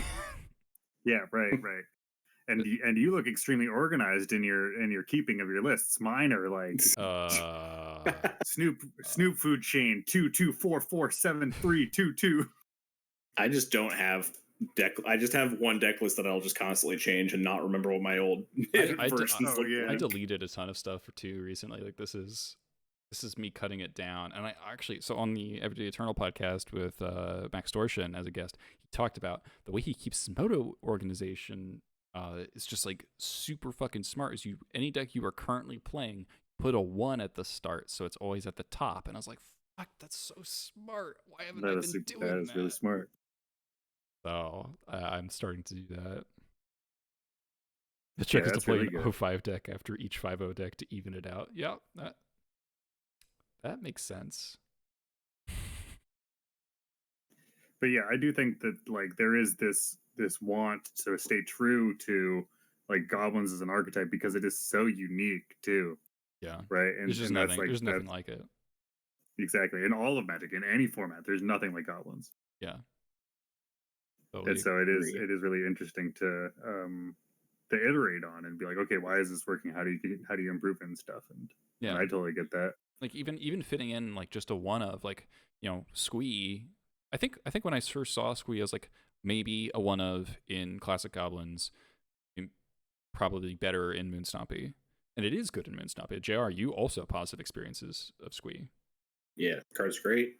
It's just sweet card. Escape is a busted ass mechanic. Haste is a good. I played against Moonstompy the other day, and it was like turn 1 Chalice or whatever, turn 2 Rattle Master, turn 3 Squee, and it was just like 1 billion damage, and I was like, holy fuck. That is like the speed up on the Rebel Master clock from the haste 2/2 plus the haste 1/1 is like kind of obscene. But Squee's like overperformed expectations from like not just this is maybe a 1. I was like, this card's really solid, and I actively matron for it a decent amount of the time, and I'm almost always happy to draw it. The only times it's bad is when there's a Caracas in play. Is basically it. Yeah, and I mean, Caracas does have an uptick right now, but I think it's a solid card. I don't know if it depends on how many. Like, it might end up getting the cut if I'm like really into being able to do this counter punch with right. Yeah, with Mind Goblin. I mean, this list that I have in front of me right now, I have 2 Fables. I could just cut 2 Fables for 2 Mind Goblins, but like, do we want to play 2? Who knows? Like, it's definitely going to take testing. Like in Classic, it like the natural impulse is to be like, this is a one of, because it's might not always want this big burst of mana. If you're ever going to want that, you're going to matron for it, blah blah blah blah blah. But like, maybe you just want it on turn 3 like a lot of the time, and then it becomes a 2-of or a 3-of. But then like, how many slots can you devote to that effect? Because if you dilute your deck with only mana generation, then you stop being able to do this multiple rolls thing that the whole point of the deck. Right. Because then you just become a worse version of Turbo Moxis, which is not what you want to do. Yeah, and you might be getting a bunch of cards, but you could be spinning your wheels. Yeah. Fear of just kind of, and that's I mean, that is something that I'm excited for with Mind Goblin compared to always relying on Skirk Prospector for mana generation. Is Prospector, you end up doing a lot of like mana neutral, card neutral things. And so if it doesn't quite work out, you just kind of end up right where you started, but you've expended the resources in your hand, and maybe you got some stuff in exile, but it's like just not as good. And I feel like this should reduce that fear. Legacy Weapons recent videos about all the creatures. Delver and Applejack's Last Degree White Devs. Goblin's super fun to play. That is, I loved it. That's just great. That's just really cool. Do we have? You did it! Woo! Pop them up, Do we have anything else? Ever talked for almost 2 hours, so that's a lot. Yeah. So when I was at the Legacy Pit, I was talking with some friends up front in the venue hall, and they look at me. They're like, "How many Goblins players are here today?" And I was like, "Oh, probably like 10 or so." It's like 6, and then right? Yeah, I think there was like 6. Right. I didn't really know. So I was like, "Oh, probably I would imagine around 10 or so from just like hearing people that are going to come." Mm-hmm. Right. And he's just like, "Oh, that's really cool." And I'm like, "Yeah, you want me to summon them?" And I lift up my head and go, "Whoa!" And I just really, really wanted all the other Goblins players to know the call and then also repeat it throughout the venue. And so, like, if we can work to get something like that together. Oh my god, that'd be fucking hysterical. Just the Goblin call. Yeah, so just put it on the table. Oh my god. New Patreon membership tier is we teach you the secret Goblin call. Yeah, there it is.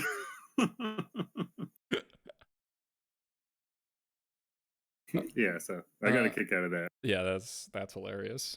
Okay. JR, do you have anything else you want to add? While we're all harnessing our collective goblin powers for good, I would like to posit that Magic Online has mentioned that there is an announcement coming out next week, and then the week after there's going to be some downtime on Moto. So everyone channel your energy into giving us the Unfinity cards on Moto on the 18th.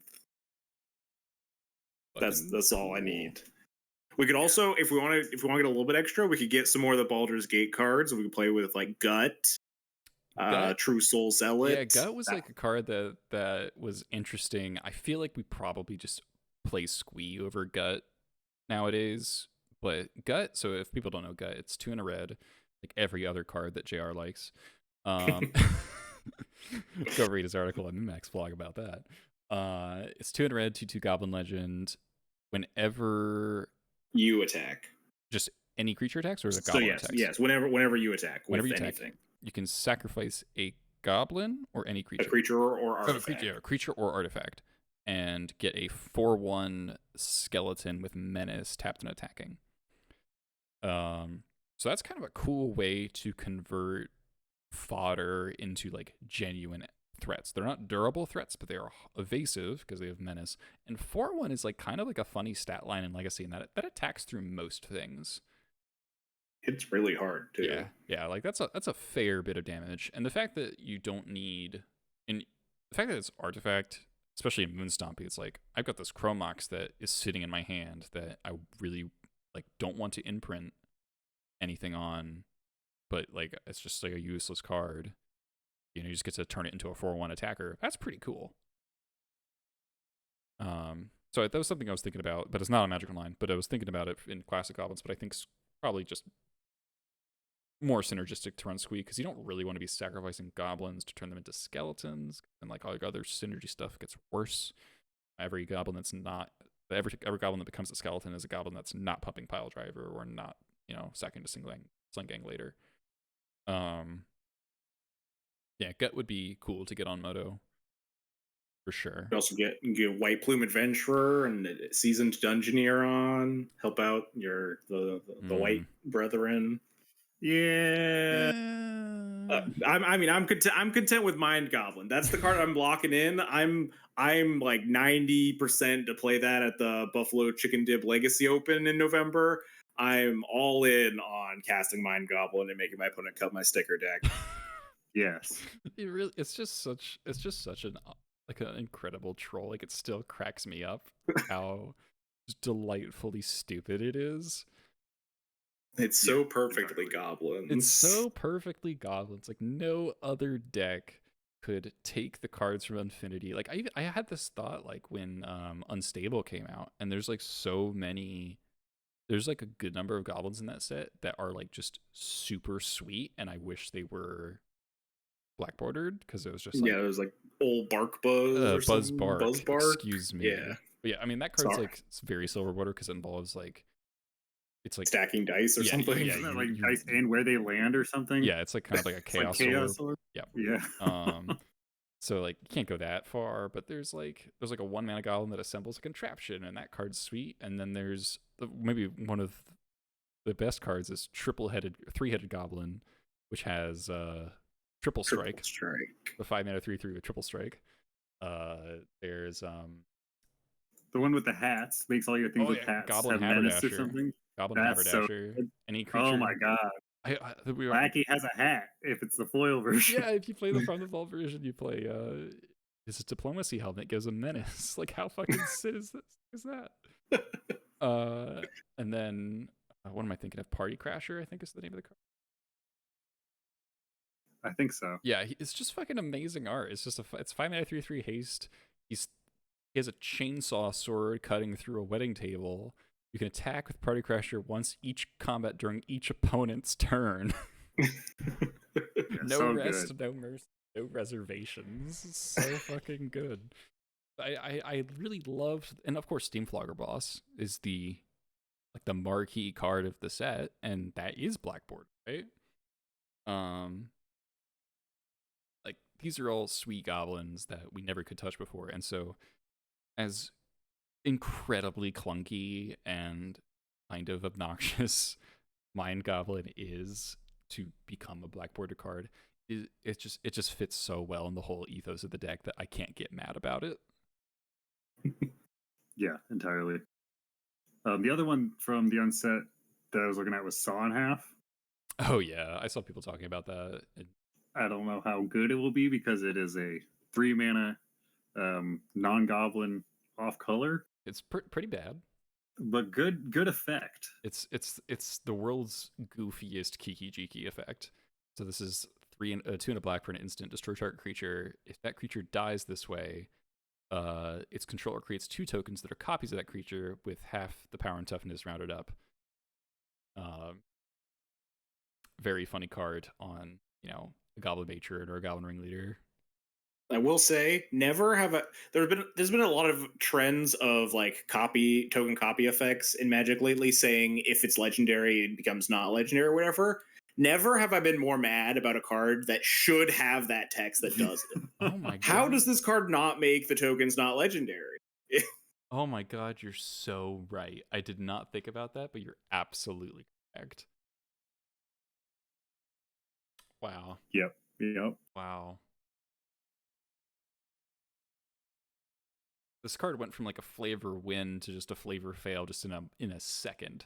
You can never think about it the same way. Yeah. You cut your Moxis in half, it's still, you should be able to have 2 halves of Moxis in play. Yeah. Absolutely true.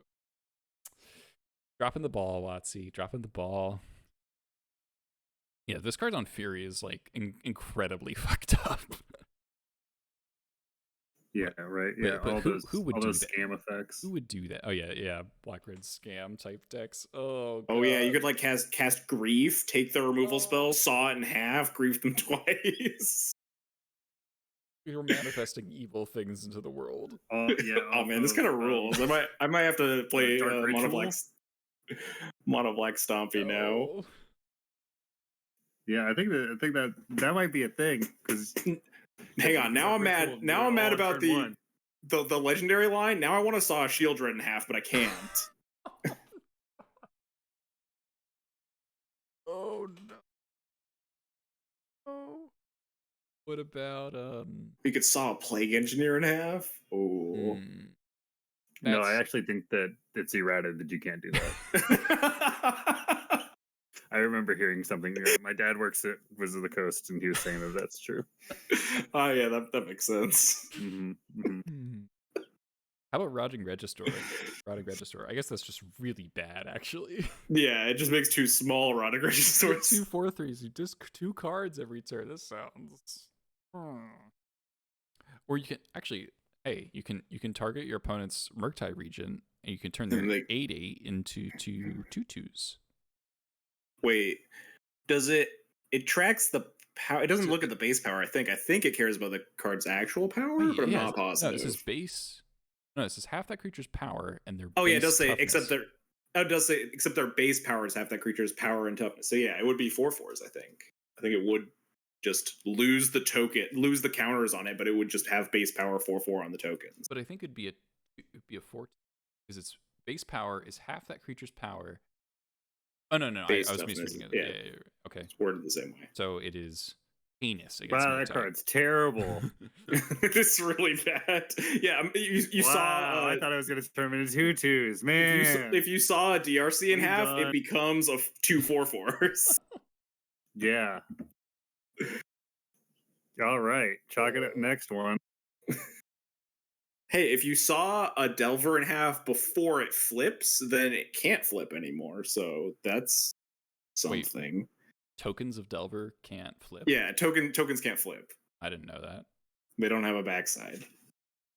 All right, that makes we're back sense in a really stupid way. Yes. Why? Not that. It's all nonsense. This is like you definitely have to embrace the kind of stupidity that.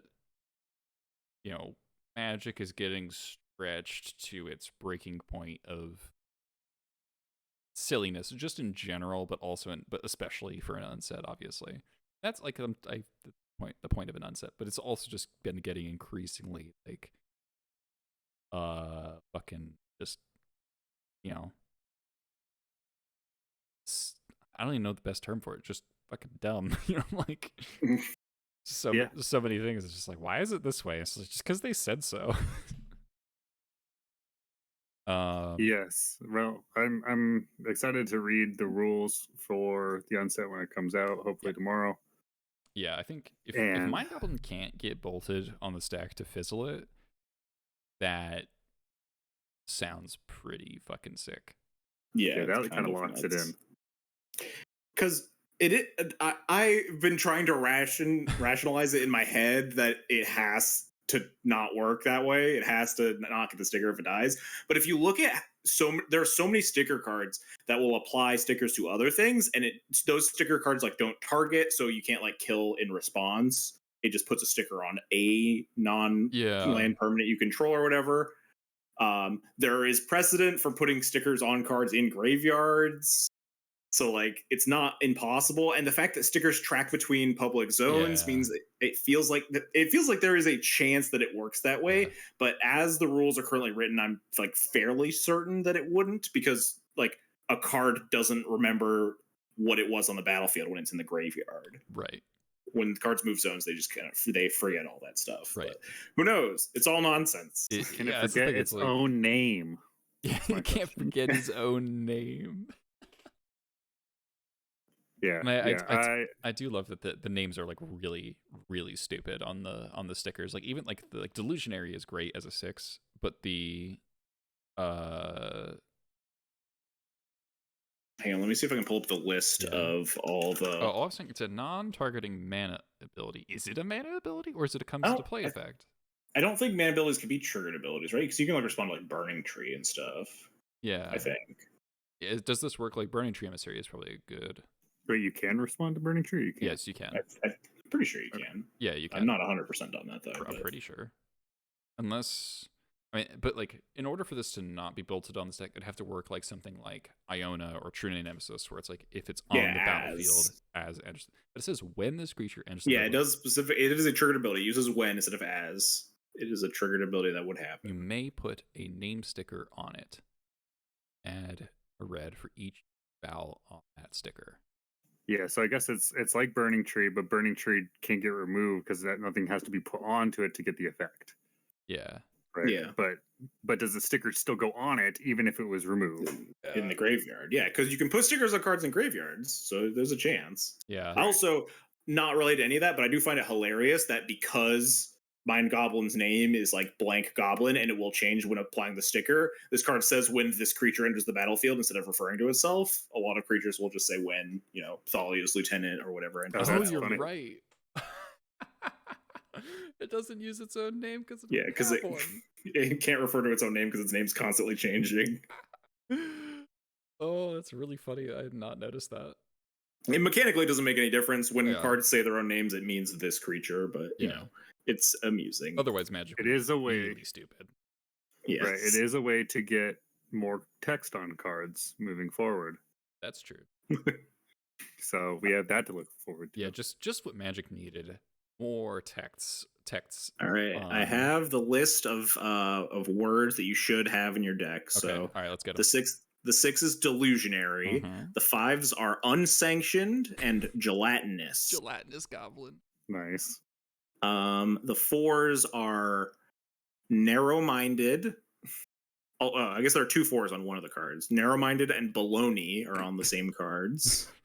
One of them has guacamole. That's a good one.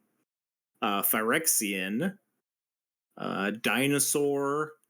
Misunderstood. Minotaur, and that's all the 4s. And then your 5th card or your 10th card should be the blessed trained mind sticker, even though it's not the optimal 3 vowel sticker. So like at any point where your opponent is dead on board. So I did ask our judge friend this: is it a unsporting conduct violation to a mind goblin? And they said yes. You said yes. Oh no, it's only if you ask the mind goblin these nuts. Okay. That's probably you could say the mind goblin part just fine. It's a legal play. You put a sticker on there. What if you've made 8 mind goblins already and you've used all the other stickers? You have to put a sticker on this card. And you just have to say attack for lethal with Mind Goblin. It's just, there are situations where the rules, Judge. Yeah. Just don't ask the burning question in your head of Mind Goblin these nuts, which is UC Minor. Which, if it's just a warning for your first UC Minor, maybe, it's on the table. Exactly. Do you have one in the tournament? You got to use it wisely. You don't want to leave value on the table of your... Granted, it's only in 30% of games that you'll even have the mind sticker to begin with. Yeah. So sometimes you'll want to do it, but you can't. You'll have to pick equally, or maybe not equally, but slightly less funny other names. I do quite like Delusionary. Also, Baloney Goblin just works. Baloney Goblin's funny. Guacamole Goblin. So my plan with these, so the stickers, for those of you that don't know, they're WotC sanctioned like tokens. But you don't need to use them. You can use stickers any way you want, as long as they're easily identifiable by you and your opponent, and you can sufficiently randomize them. So my plan is to have all these sticker sheets, but not actually use the stickers, and make some fun outer sleeves to put over the Mind Goblin, where its name gets filled in by the sticker I want to put in, like just written on the sleeve in Sharpie. And then maybe some of the arts get like touched up, like it gets a little like bowl of guacamole or something. That sounds pretty intense. Yes, I like to spice things up in like the tokens department, and Mind Goblin is no exception to my plans. Yeah, it sounds like you got big plans for Mind Goblin. Well, I'm gonna have maximum mismatch goblins, and this just could not be a better fit. Yes, I'm only sad that Moxis actually has no ability to mismatch at all. Yeah. There's exactly one art, and you can't foil it. Mind Goblin at least has a foil and whatever a galaxy foil is. I think it's got like a cool like star pattern on the foil. Does it have a shooting star? If it doesn't have a shooting star, I'm disappointed.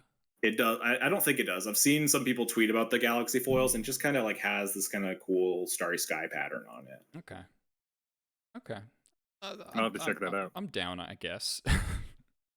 Yeah, I'm wondering if I can just have cards, right? Like card stock and sleeves that's have the number. You could like the number of vowels. You probably have to identify which sticker you're choosing, because there are like 6 4s or whatever. So you can't just say, I'm going to choose 4. You have to say, I'm going to choose guacamole. Right. So like, let's take Delusionary, which I think is like a 6, 3, and a 2 or something like that. So it's then just dictated as 6, 3, 2. Oh, but in terms of the actual card itself, I don't know if they're unique like that. If there is no other like 4 4 3 3, there are 2 sticker sets that are 4 3 3, but not in that order. Okay, there's a 3 4 3 and a 4 3 3. But yes, because I want those numbers, because when you're storming off, like you got a lot of zones that you got to take care of. You got an exiled zone that you can play from. You got an exiled zone you can't. You got a graveyard. You got a field. You got a lot of things going on. I think a tricky thing with Horde Master that annoys me on Moto is that it doesn't distinguish between cards that are going to they're going to be like permanently exiled this turn or next turn. Oh yeah, so you had a Horde Master and play for multiple turns. Yeah, so it's like something died on your last turn, and now it's your current turn. Oh yeah, and you're trying to go off, and it's like, does this card disappear now or next turn? And it's just like, it doesn't actually tell you. You just have to remember. Yeah. So that's an annoying tracking thing. I mean, for paper too, but then you just keep them in separate piles. Yeah. Yeah, it should be good. I'm excited to run it this Saturday. Hopefully I can find all the cards tomorrow. Yeah. They're common, so it should be hopefully pretty easy. Yeah, at least. So it's currently according to Scryfall, it's a $1 common. It does not surprise me, because it's one of the more playable ones. I think the foils have been going for like 5 or 10, but obviously it's not even out yet, right, so the prices will change. Yeah. Probably just mostly hype writing on that card right now. Yeah. I don't imagine it will see. It might do something in Pauper. Isn't there like a Storm Goblin deck in that format? A Goblins combo deck in Pauper, yeah. The Mogwarts combo. Right. Seems like you could maybe play Seething Song with a Goblin tag and a Goblin-based Storm deck. That seems easy to slot in, probably. Yeah, and who knows? All it needs to have is just one thing that costs 3 or less mana in order to return it back to its hand, and it's infinite. Into your hand, it's infinite. That is true. I did not consider that. Pretty easily broken because it is a mana positive creature. But doesn't it? You can't actually go infinite because your stickers. Well, if you bounce into your hand, you just put the sticker back. It goes to a hidden zone. Yeah. So it needs to specifically something that can pick it up and put it down repeatedly. Or I could just pick it up. Grinning Ignis just picks itself up, I think. Oh, right. It is like Grinning Ignis if Grinning Ignis made 4 mana or whatever. Right. Yeah. Duh. Any? It's like there's like Temur Sabertooth that needs like green mana. Yeah, card. Yeah. But it's always been. I've always like looked at Sting Scourger and it's like, man, I really wish this could bounce my own shit. Own shit. Oh, man. Better. Yeah, it would be way better if you could bounce your own stuff with it. Ah, Sting Scourger, so close yet so far, just all the time. Yep.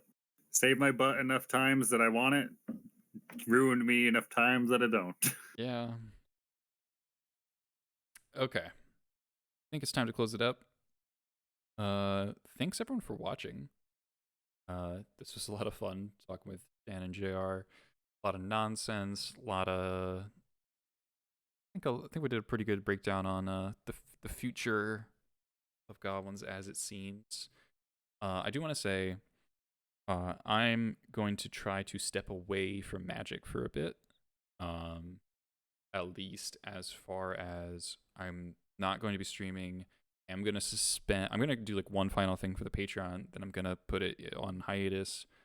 I'm going to just unfollow, like I've already unfollowed I'm trying to unfollow basically every Magic streamer because I'm just trying to not see it for a while.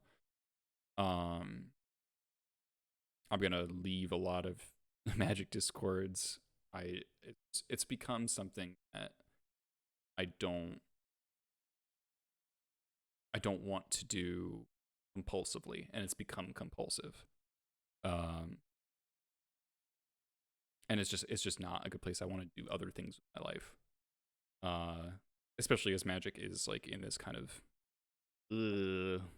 spot a lot of time. And as much as I'm excited for these new Goblins, Legacy is still going to be cast Murktide, Force of Will, your Red Blast. And I'm just like, I hate that so much. And it's not, I mean, it's not just Legacy, it's the whole game, right? Like we all enjoyed memeing the shit out of Wizards yesterday for their $1,000 4 booster packs thing. And it's just like, do I want to support this? It's all these sorts.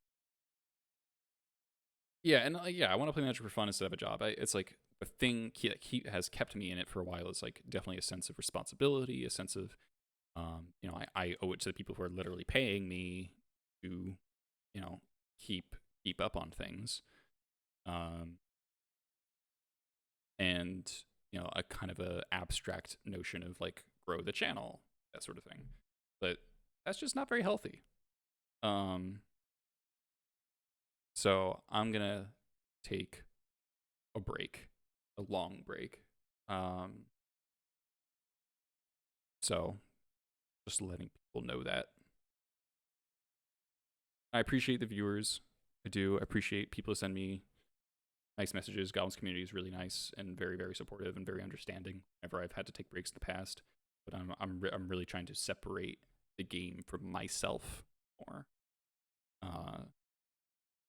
So wanted to get that out there. Dan, JR, it's been a pleasure.